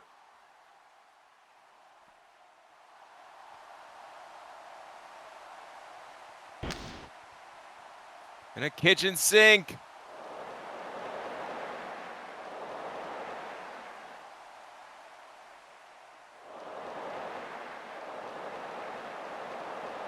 Avery grabbing the wrist of Matty, setting him up the ropes one more time. Punch to the face. Punch to the face. More punches. This old man is the best pure striker in the business. Oh my god! Oh my god, Cactus! Cactus clothesline sends them both right in front of us. Bodies are laid out. And a fist in the air, just like we've come to know and love from our world champion.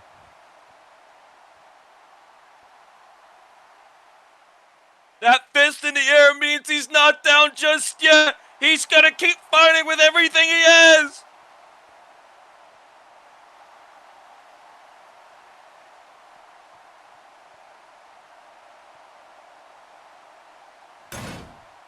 Scoop slam! Oh my god!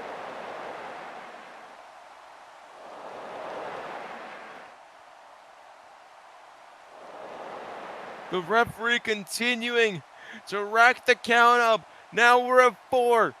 I think the last thing that either competitor wants right now is a double count out to end the match. We need a definite winner. We need somebody to stand tall in the main event in just 1 month at Extreme Chaos. Everyone here in Seattle, Washington wants a definitive winner as much as you and I do. Avery tossing the champ back in and pulling herself in right before the 9 count.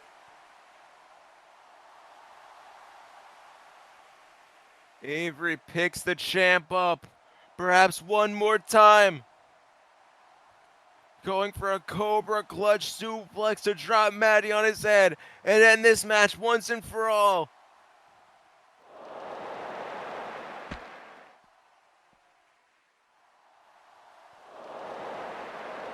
Snap arm wringer over the shoulder, again targeting the right arm of Avery Burns.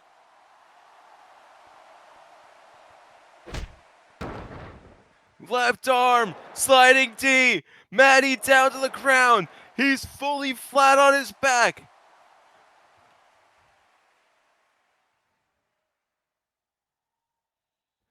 Avery somehow has the strength to get on her feet one more time Or at least she's trying to. Matty hasn't moved an inch.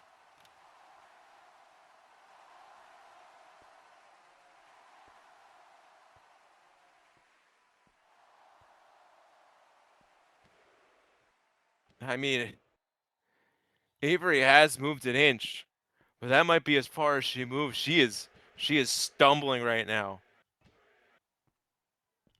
Both competitors back to their feet. Cobra clutch. And the suplex connects. Matty spiked on his head.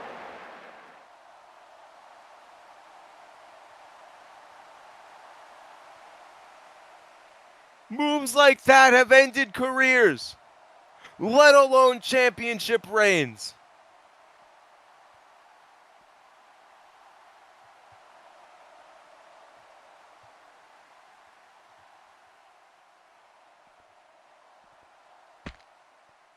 Oh my God! Headbutt to the fist. Avery went Hear for the that monowire. That had to have cracked a bone in Avery's hand. Did you hear that crunch? I heard it. SMT! Jumping knee!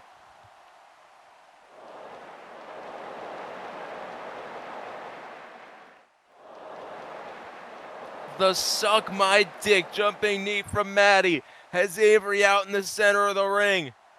If he can drape the arm over him, he can get the pin right now. He might be able to walk to extreme chaos with 15,000 behind him. 1, 2, Avery kicks out. Fujiwara armbar. He transitioned the pin to an armbar. Avery might have no choice. With her arm that looks like it's about to fall off her body. I can only imagine the pain that she's in right now. Matty paying tribute to the innovator of the Fujiwara armbar, Yoshiaki Fujiwara, wrenching back on the wrist.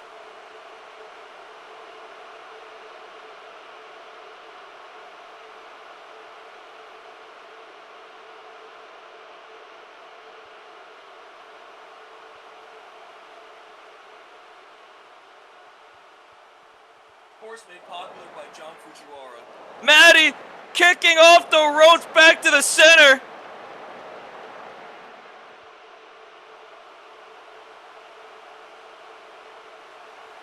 Avery shaking her head. She needs this, Nuck. She needs this. She's not gonna give up. How is she not tapped? How is she fighting out of this? What? 1, 2. How? Oh my God! What did I just witness? What did I just witness? A new champ! Almost! Jumping knee! Oh my God. Oh my God. Avery in the corner. Can Matt even get to his feet? Is Avery going to be able to do anything?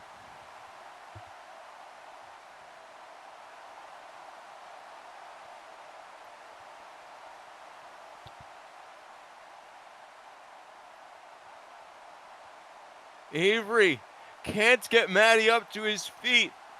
He is out cold.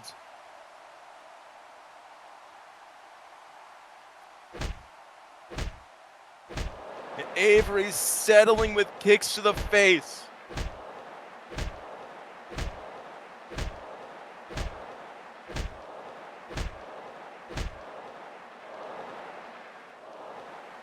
The waiter kicks straight to the face of Matty.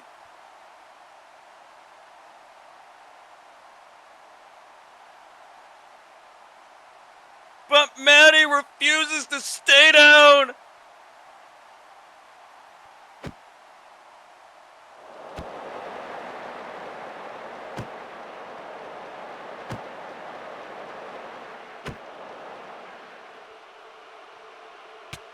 Matty just continuing to throw punches at Avery. like he's done for the last damn near 30 minutes.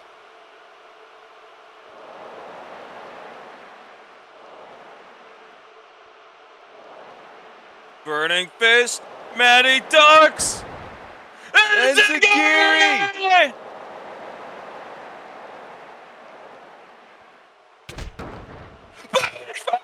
That's it! That's it! Pin! He's out of the ring!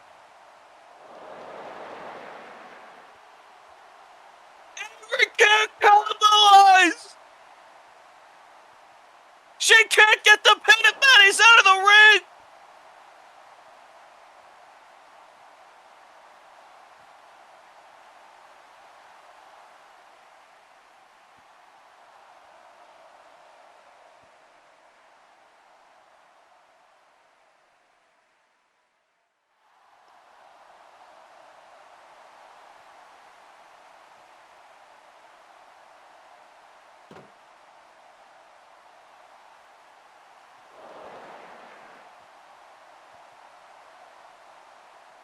Avery pulling Matty up onto the apron as we near the 30-minute mark in this epic. Wait a minute. Trying to go for the Cobra Clutch suplex on the apron, but Matty able to sit down, able to refuse his body up.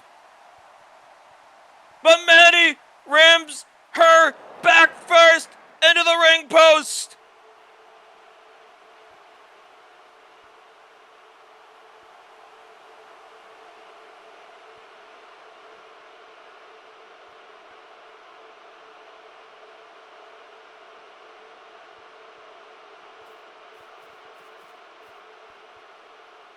Wait a minute.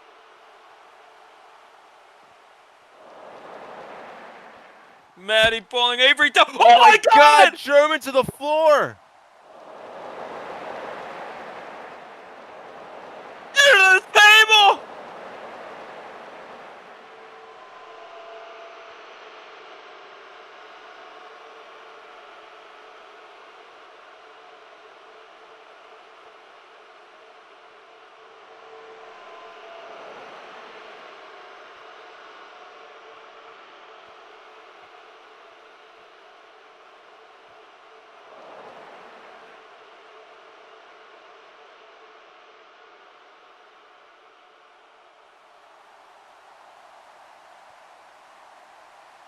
What's up?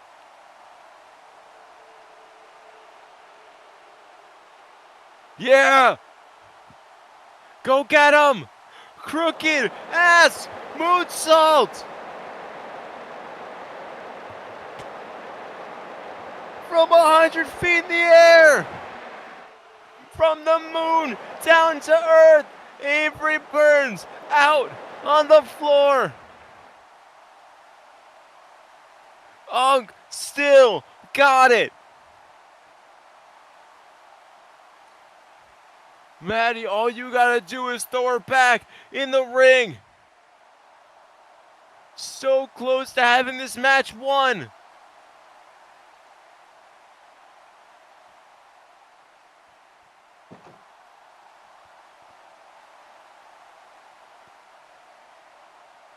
But he can barely make it in the ring. Still down on the outside as the referee reaches 6. Just 3 seconds left. They're now up to 7, and Matty is out of this match. And I don't even know what would happen if Avery won tonight by countout. And he's in. And he just gets caught with a burning fist. He's out! Matty's out! Is he breathing? 1, Avery Burns. 2! Oh my God.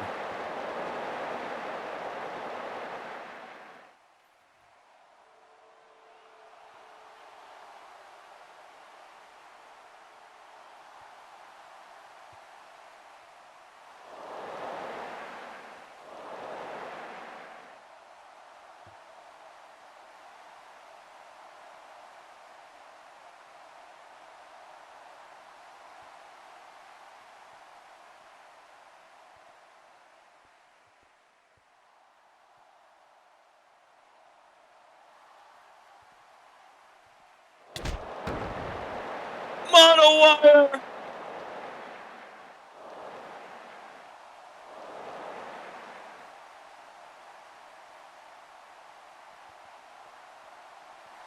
Trying to cover, but Matty, it's not gotta go down.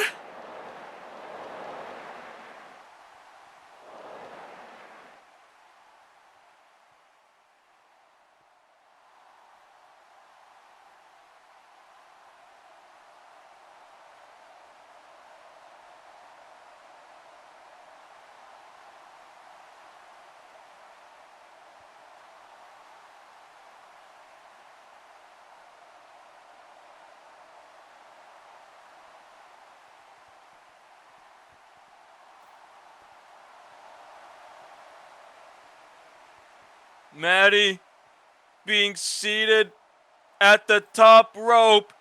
Avery Burns following, the most precarious position in all of pro wrestling, as Matty fights back with a headbutt.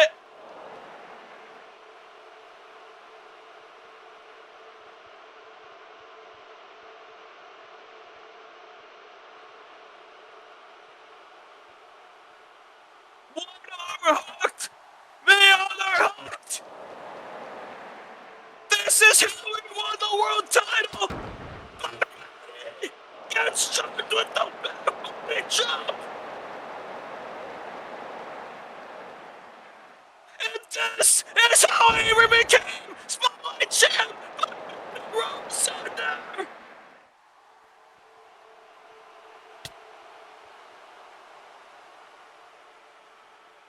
Kick to the gut. You think he's there?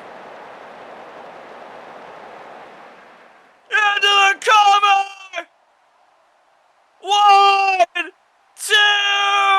Avery gets out.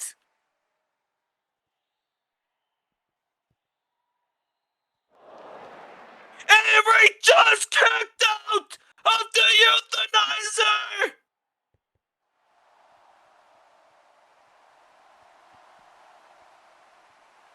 Robbie running down to the ring with tears flowing down her face, watching her friend, her stablemate, her comrade fight for her life in the biggest match of her career.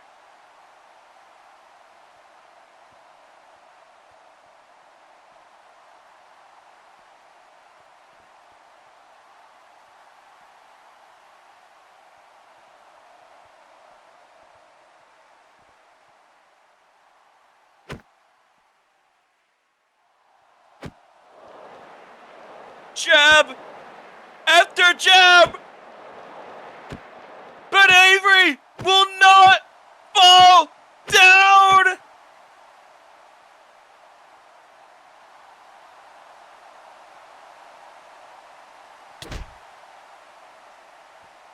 Left hand, left hand, left hand, left hand, left hand, left hand, left hand.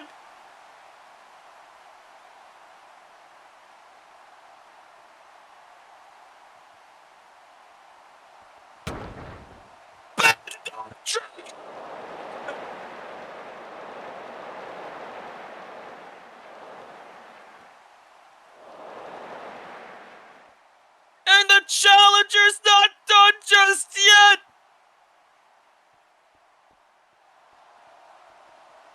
Matty trying to crawl away! Cobra clutch hold! Suplex!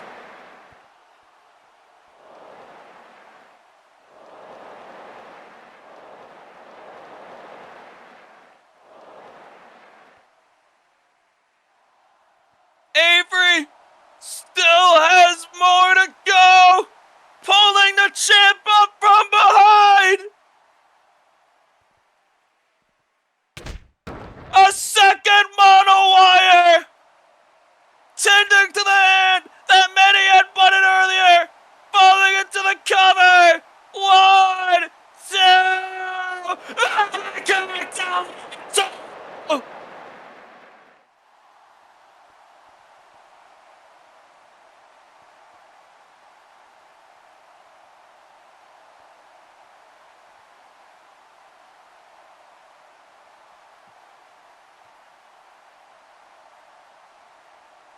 It's gonna take a lot more to kill God in the center of the ring!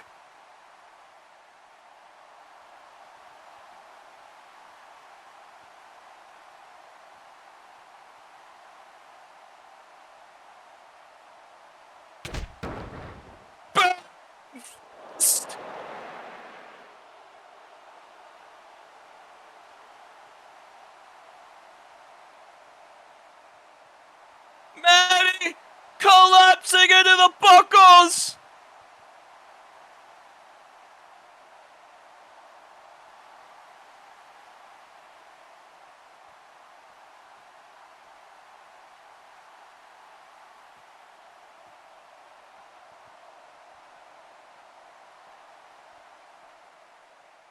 Backslide! Wait, the feet are on the ropes! Matty's got feet on the ropes! What? What? Oh my god. That was a 2, but why would Matty do that?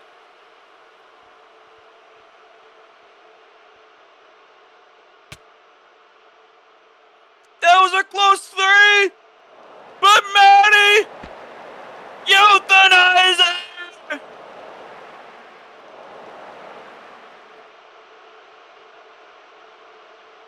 What is he doing? Not again! Not again! No!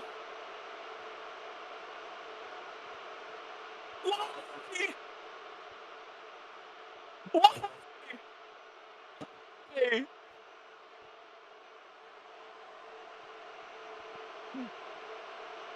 Why?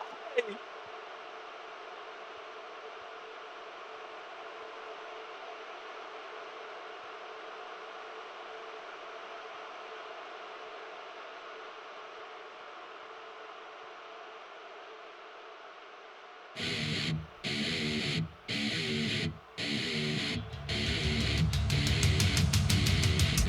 Why?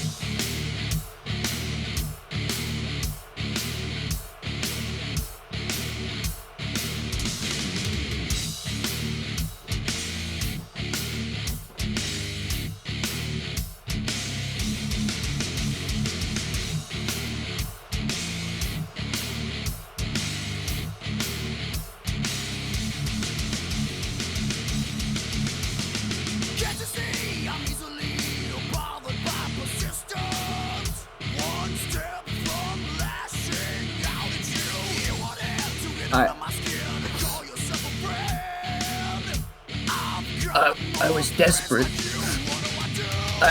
I had to. No, you didn't. No. No, you fucking didn't. This could have been everything I ever dreamed of.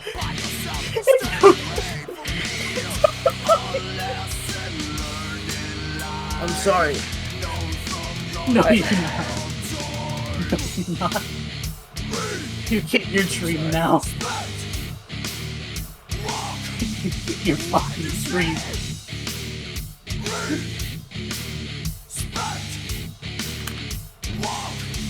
Are you talking to me? Are you talking to me?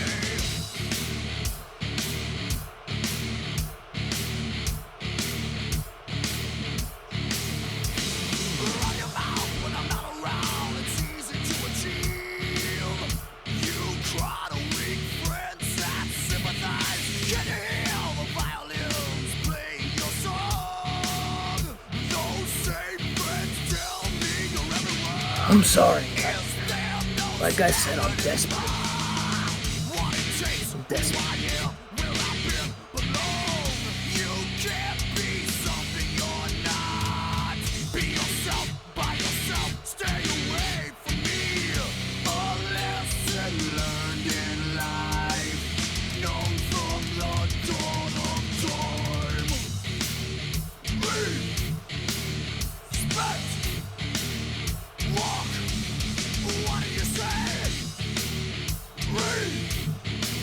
Spec!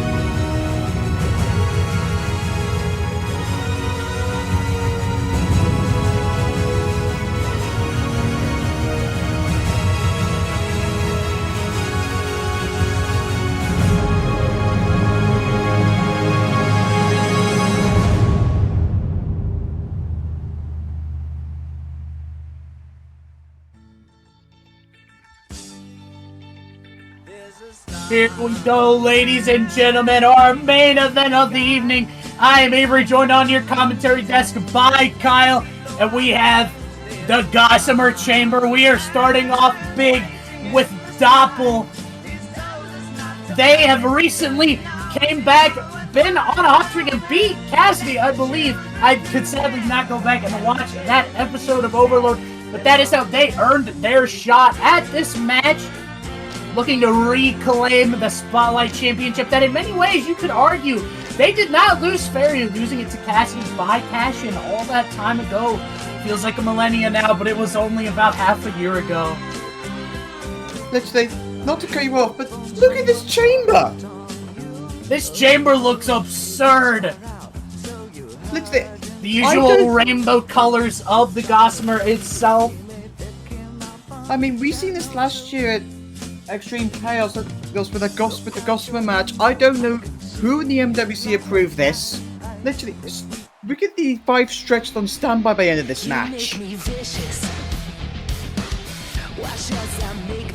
And somebody who's also trying to stake her claim for the Spotlight Championship, Misty. Seems like she's been in this situation a handful of times, but never like this in a match to this extent.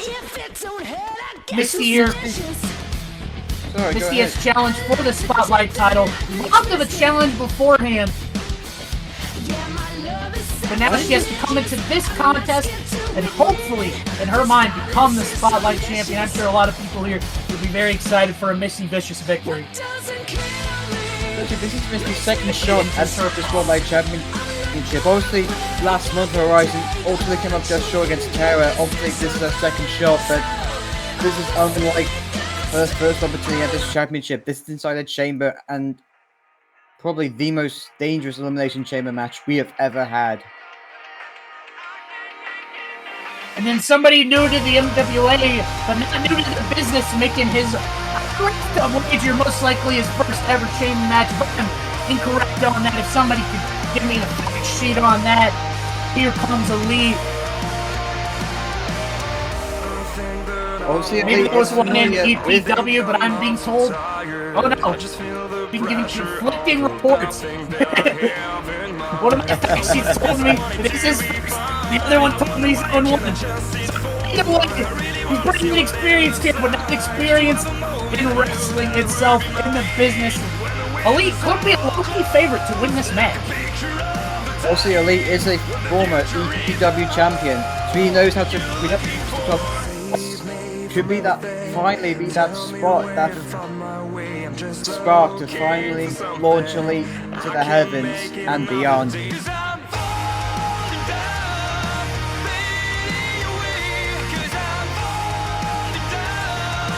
Kind of about to. I almost started singing it, then I realized I'd get bullied in the VC, so I decided not to do it. I'm still trying to go over this chamber. Next person to enter a possible guaranteed to not start the match. So what were you trying to say, Kyle? I'm trying to go over this chamber. Light tubes, tables, chairs, trash cans, iron bars in the pods. Someone's gonna die. And I seriously hope this man's the one that's dying. Hopefully it's this pink-haired bitch. Raging Bitchard, as I like to call him. Like what he did there.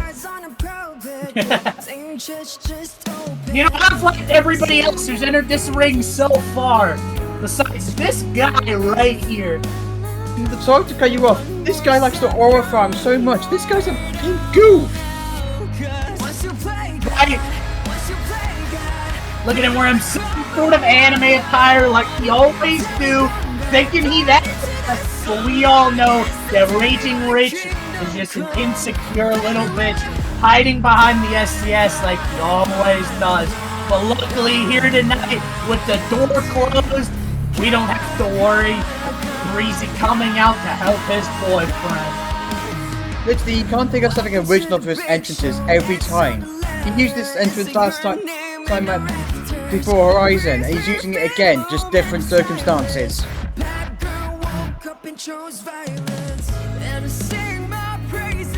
to mention, spitting out a he lead. didn't even earn his opportunity. He just probably went straight to management, probably knocked on Staley's door and got himself into this match. Oh, and looking at Misty right in the eye. I don't need to explain to you why those two hate each other. Who can you forget? I think we should force Rich to stop the match, even though for the laws of the match he doesn't have to.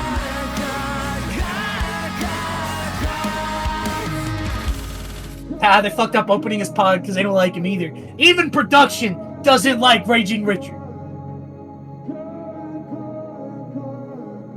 That means that we know our two starters. And of course, one of them, she'll have to overcome the odds tonight if she wants to retain that title. Wait for the beat to drop, wait for the beat to drop. There she is! It's what is she wearing? What is she wearing? Why does she look like she killed 47 people?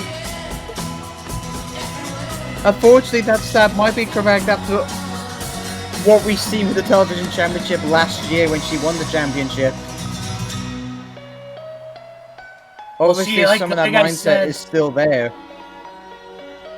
Indeed. Like I said, though, she has about a 20% chance to win this match. That's actually wrong. I'm a dumb idiot. What's 100 divided by 6, Kyle? I have brain damage. You can't do math.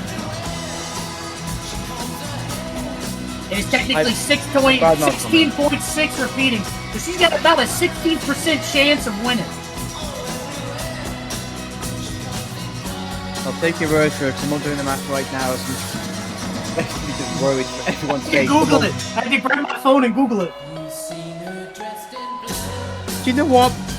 Screw the Google and screw the maths right now. I'm more worried for Tarah right now. Especially who's going to be starting the match with her. Oh, God. Here he comes. Not to say this right now, but Tarah right now needs to pray for a god. Here comes Jonathan Colt.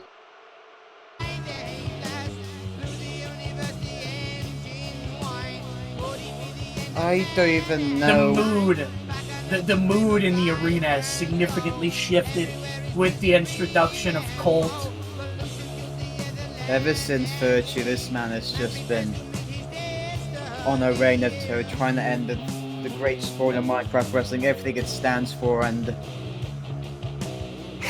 I have no other words to what happened at Virtue, which is disgusting.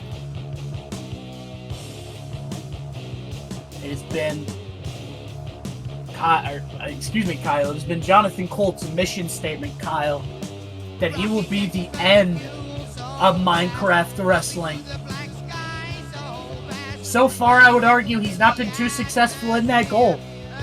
But tonight, we could see a shift in that ideology. He has 5 competitors locked in close combat, close quarters, something that he is very much going to use to the best of his ability here tonight as he looks to take on all 5.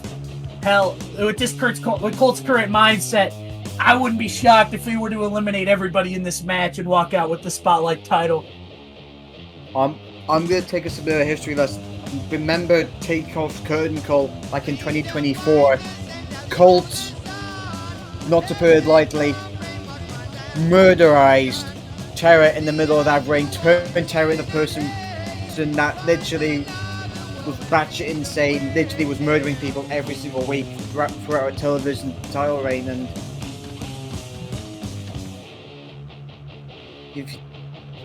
you gotta say, if Tarah didn't get that, I don't know what would have happened since then.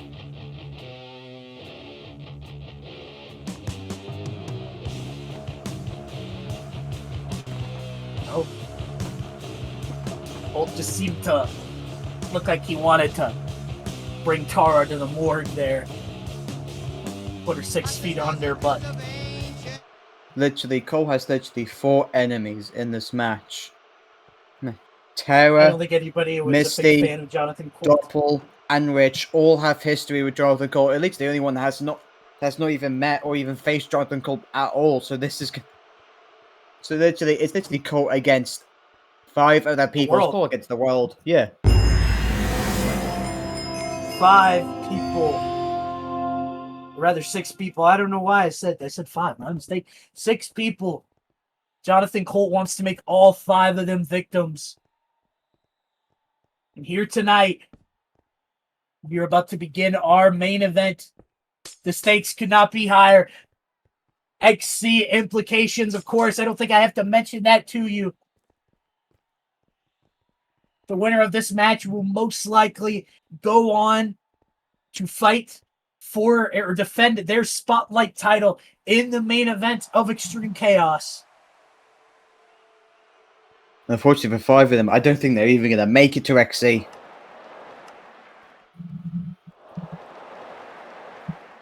Tarah, I don't think you should do that. Tarah has Tarah a friend in this respects, match but- in Dopple. Tarah? I do if it's being trying to find the words for it, but What? Wait, what? Our lights have gone out. We had power cut. What the fuck is going on? I can't tell. Can we get the lights back on, pretty please? What? Oh my god! What the hell? It's Hironaka! He's back! We haven't seen Hironaka since Eternal! Crowbar in... Put him on the shelf and Colt Simpson, yo! Crowbar! Crowbar, take him back! Going the right thing!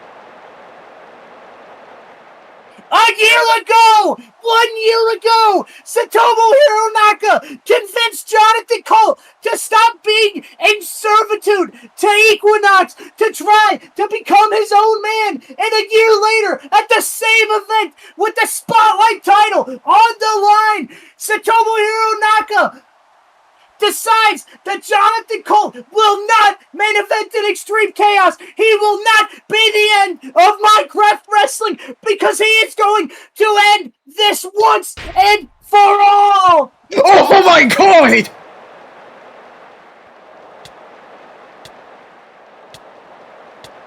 Crowbar! Right in the back of the head!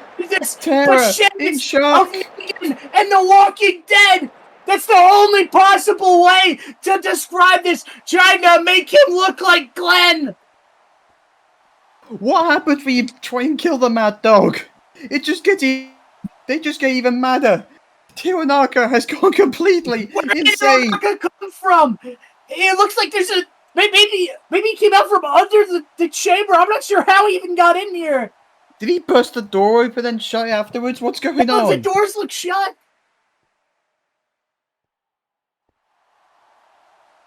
I think Hironaka's just gonna let Tarah get the pin. Get Tarah! Don't just stand there. Just pin him. Pin him.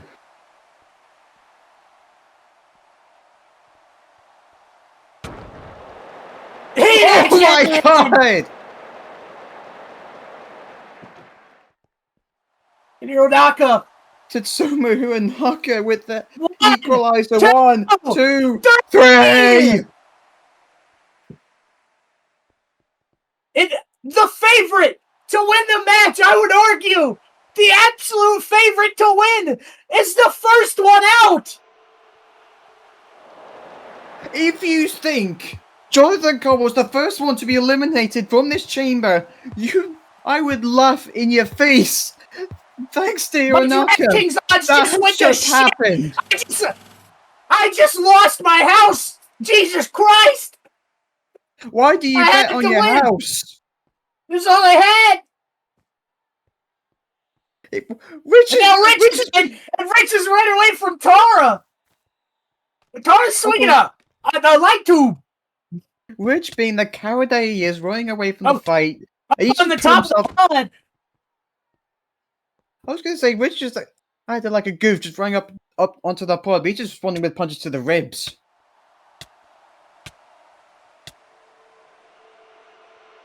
We know Tarah has an insane pain tolerance level. One of the best, I would argue, in the MWA. That's why she's Spotlight Champion. But taking this early might not be the best thing for her. As now Tarah starting to fight back, throwing elbows to the gut of Raging Rich. How many world title opportunities has Rich taking a had? punch I out of his lost count at this forehead. point. Biting his forehead, a big light. Oh my god! Dude, she still had free in her hand. Light tubes to this dome. Rich flirting with his ass here, trying not to fall off. At this point, But Rich no, can just quick. no need to the midsection. Now Rich back now to the midsection. And you got to think here. There's a couple weapons up there. There's a big box of light tubes. But Rich offering for a chair as we look like we're about to have our next entrant here. I'm not particularly sure on the time. I didn't hear it correctly. My mistake. And the next entrant is...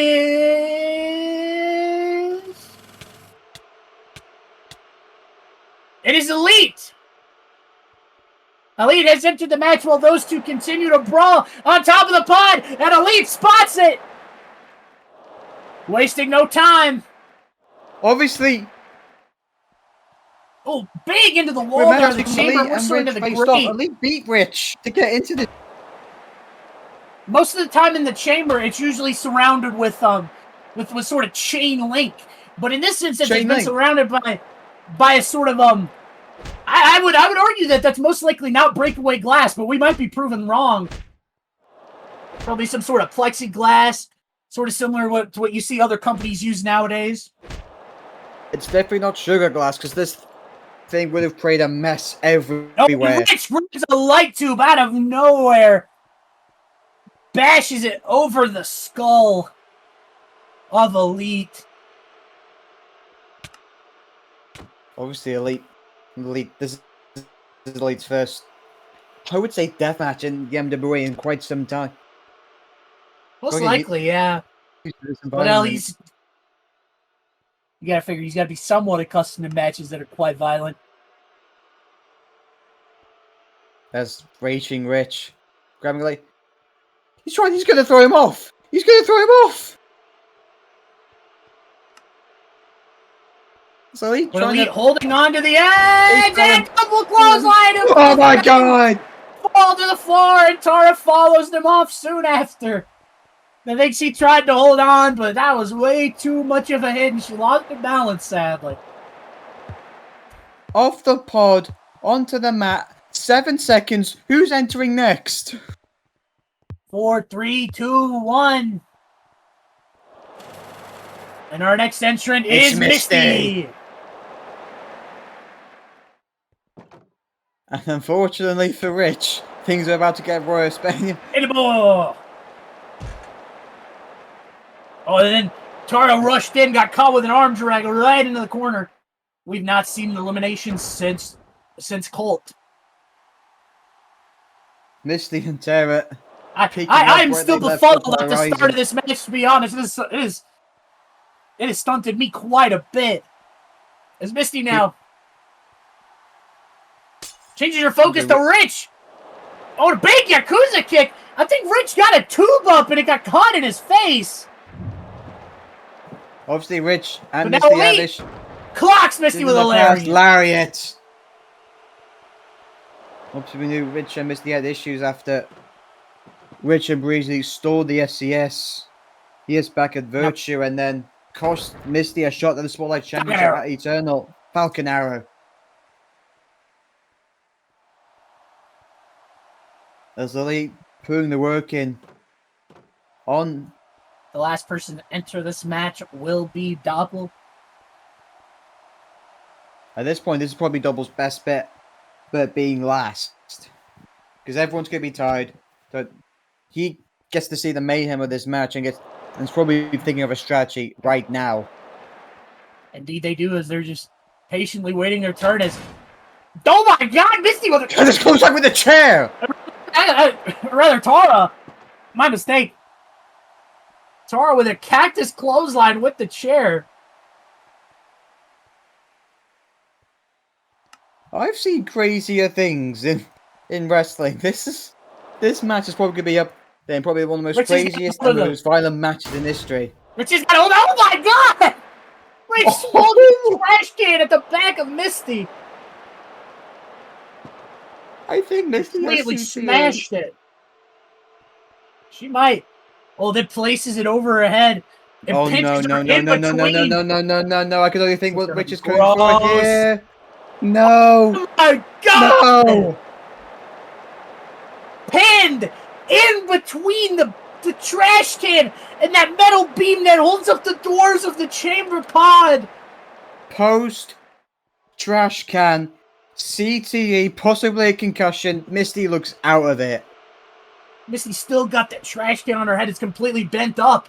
She can't see. She can't defend herself right now. Going for Rage Engage. Well, that's a pretty good way to defend herself. Misty might be going through some head trauma right now, but that doesn't matter as she somehow is able to get that headbutt. As Tarah is just pounding away on Lee on the other side.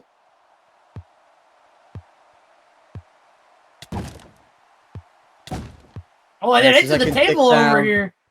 We know who's entering next. Dopple is unleashed in the chamber match.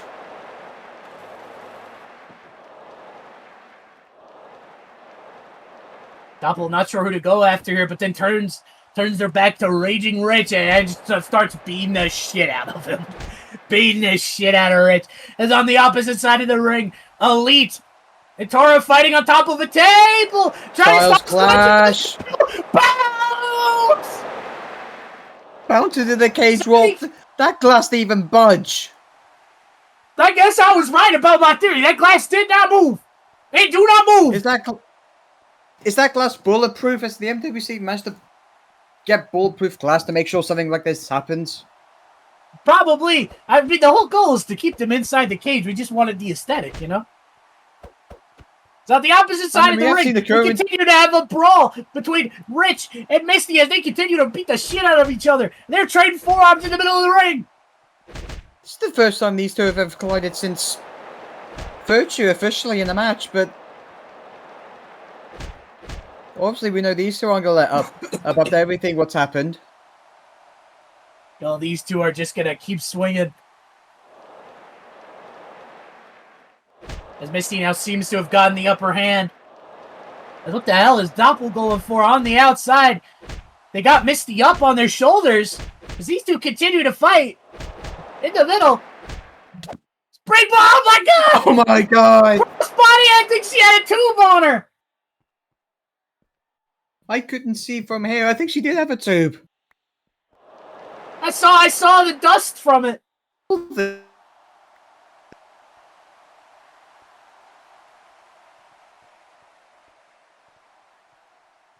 Light tube buddies.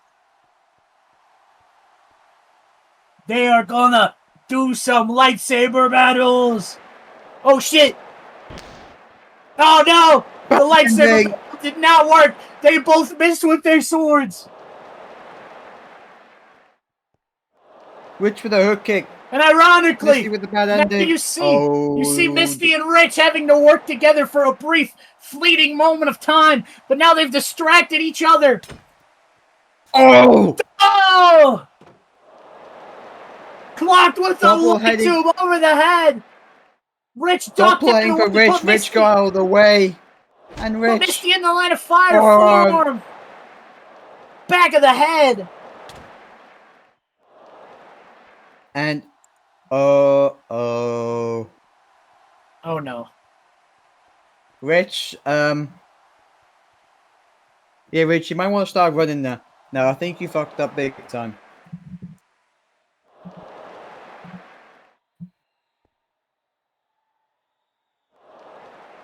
Look at this guy. This guy is such a goose. He's such a coward. He's running. He's running. He's running away. He hopped over the table. He's going up. He's going up a pod. He's climbing up a pod. He's on the ladder. He's onto the ladder.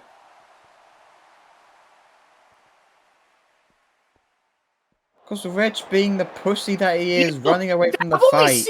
I've only seen like a contraption like this in a chamber match one time in my entire life. It was in Japan, way back when Nuck was still wrestling there. What kind of Okay, chamber we'll see if matches he were they did. doing then? They were doing some crazy shit over there. As we just saw some more crazy shit as Rich just got thrown out the top of the pod. Rich landing hard in the center of that ring.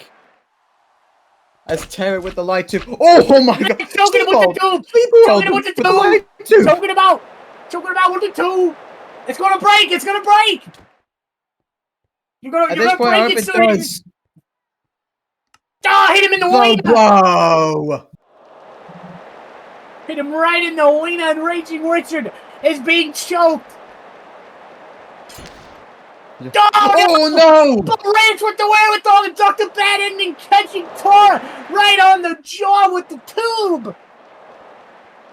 Misty. Again, Rich avoiding catastrophe!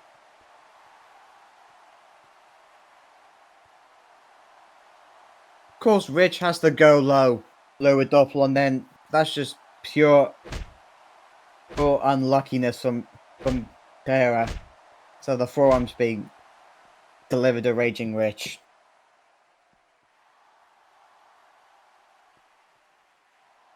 This match has been pandemonium from the start. We started off hot with the favorite to win the match, Jonathan Colt, being completely eliminated. And now, as all four people in the ring are ignoring the obvious fact that Elite has started to crawl up to the top, the only one who is not involved in the action right now is Dopple. They might be able to avoid catastrophe. As Elite, I think we all know what's going to happen now. At this point, everyone Nobody's paying attention to him. I think at this point, everyone needs to duck and cover. Slide! Con! Taking all three of them out! Everybody is down. Everybody's down. We need to try to pin somebody. Goes for Tarah first. Could we be guaranteed a new champion? One. No. Two, excuse me. Only a 2 count. Misty rolls onto her stomach, avoiding being covered. Rich is not so lucky. 1, 2, and Rich kicks out 2. Damn it! Fuck! At this point, can someone get rid of Rich right now? Now I can't bear seeing him in this match anymore than I already have. Kill Raging Richard. Or at least rip his hair out. That's something I would gladly take. Scorched Earth! Out of nowhere! Dopple caught clean with that kick. Dopple woozy on their feet. Elite goes for Crossbody. Oh my god! Into the ceiling! What? They caught him! They caught him back up each other! It's GTF! Go! And do a cover! Fuck! 2! Elite! Elite's gone. Elite's dead! Elite is gone. Somebody get the gurney! Get the paramedics or even the... Wherever those people who work in the morgues, I don't know what they are, coroners, there you go.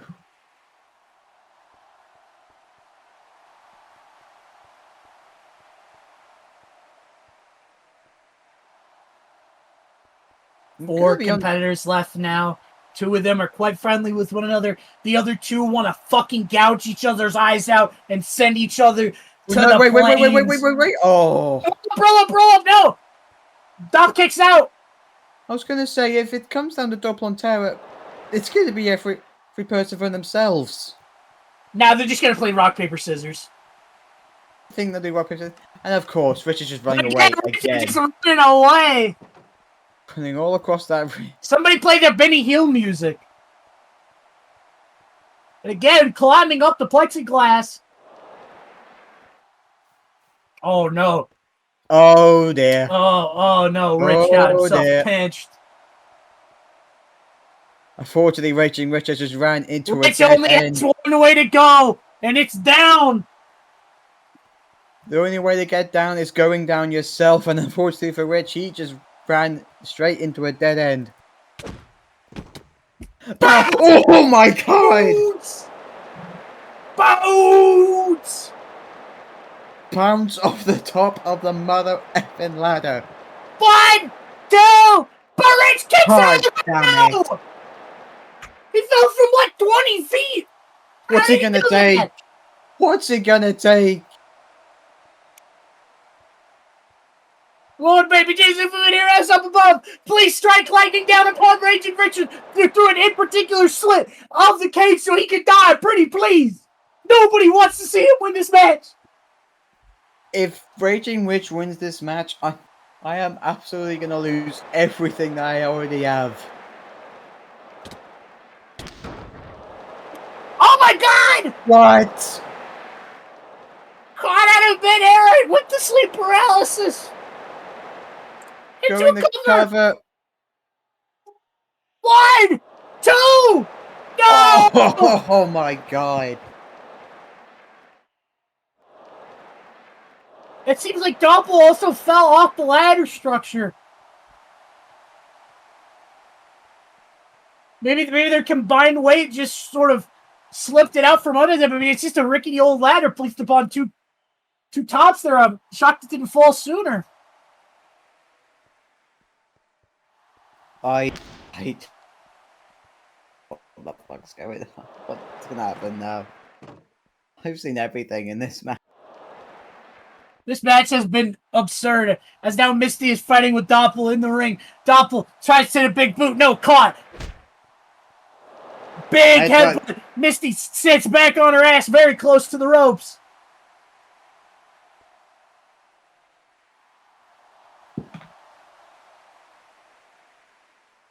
Trying to go for a belly-to-belly, but Misty floats and lands on her feet. Tripped up top. The leg.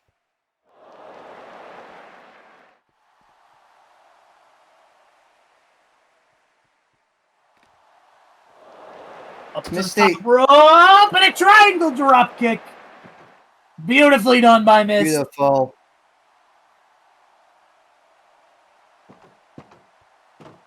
And now what could Misty be looking for here?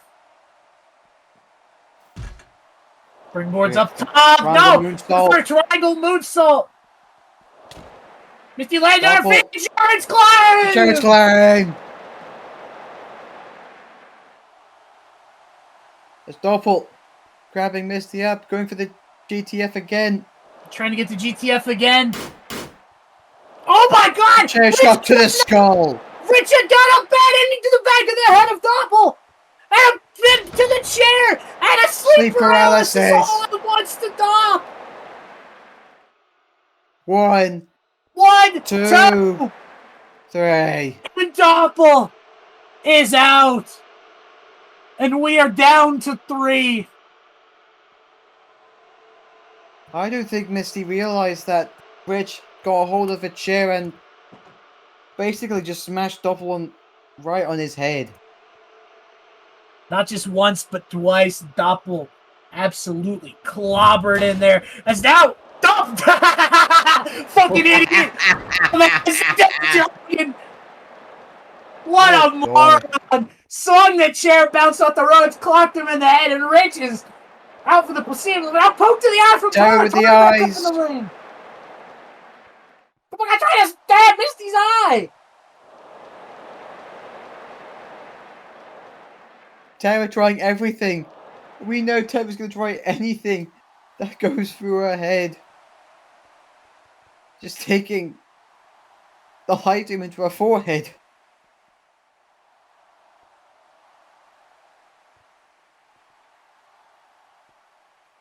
As Misty just trying her damnedest to not lose half of her vision here.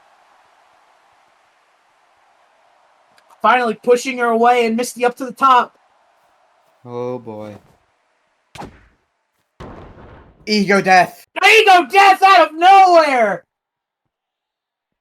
And Misty falls to the outside onto the chain link of the floor. I don't think that's where Misty wants to land right now. There's no protective padding around the side of the ring. That is just pure No. hazardous right now. What's Tarah doing? Tarah keeps throwing. Threw a couple chairs in the ring. One of them set himself up. More chairs. Oh my god. Oh my god.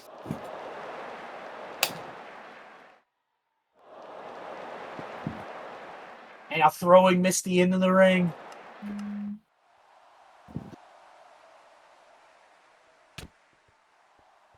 Not again. Going for a bad ending. Tarah No, ducking ducks out the way. under. Fade to black. No, Misty lands on her feet behind. Just barely avoiding landing on the chair. That could have been very dangerous third leg. Nebula driver. Trying to hit the Nebula driver. Trying to tuck the head. No, no, no. Tarah with the hammers, trying to get out of the hold. Anything to break the hold. And a blind. Tarah. Luckily, didn't land on one of the multiple chairs in the ring. That could have been terrible. That would have been catastrophic. Going for the Gossamer touch. Trying to hit it onto a chair, but oh my god! Oh onto the chair! Back first onto the chair! Oh, Tarah might be dead after this Misty one. took the best of that as she hits a Nebula driver onto the chairs! 1, 2, 3!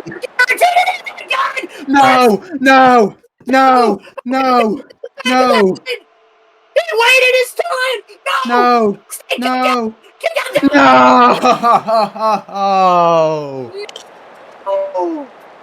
Not this way! We can't be living in this timeline! Somebody wake me up right now! Wake me up, please! Please tell me this is a bad dream! It's not a dream. Everyone's worst nightmare has just become reality. Which is a world champion? Which is the new champion? I'm going to fucking kill myself now! This is the worst! This could be the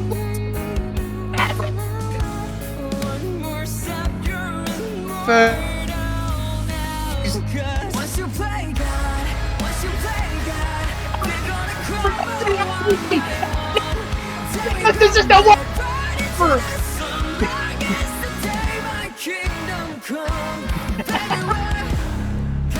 I can't believe this. Years, Richard's been in this company. Years, his tag team partners as world championships. He finally has one of his own. As Bhreezy just comes out. Of course, Bhreezy's here, just to make it that a little bit worse for everyone. And with that, Raging Rich is a Grand Slam champion, and is also more likely than not set to main event Extreme Chaos 2 years in a row. This has been a show where I cannot say the best outcomes have happened. We've seen some dastardly things, but this is the worst to come of the night. First for virtue Colt, last for year, Nuck, now this. for everyone here at the MWA, this has been locked away. Thank you for staying to the end, even though this is the ending you had to see. Good night. God damn it.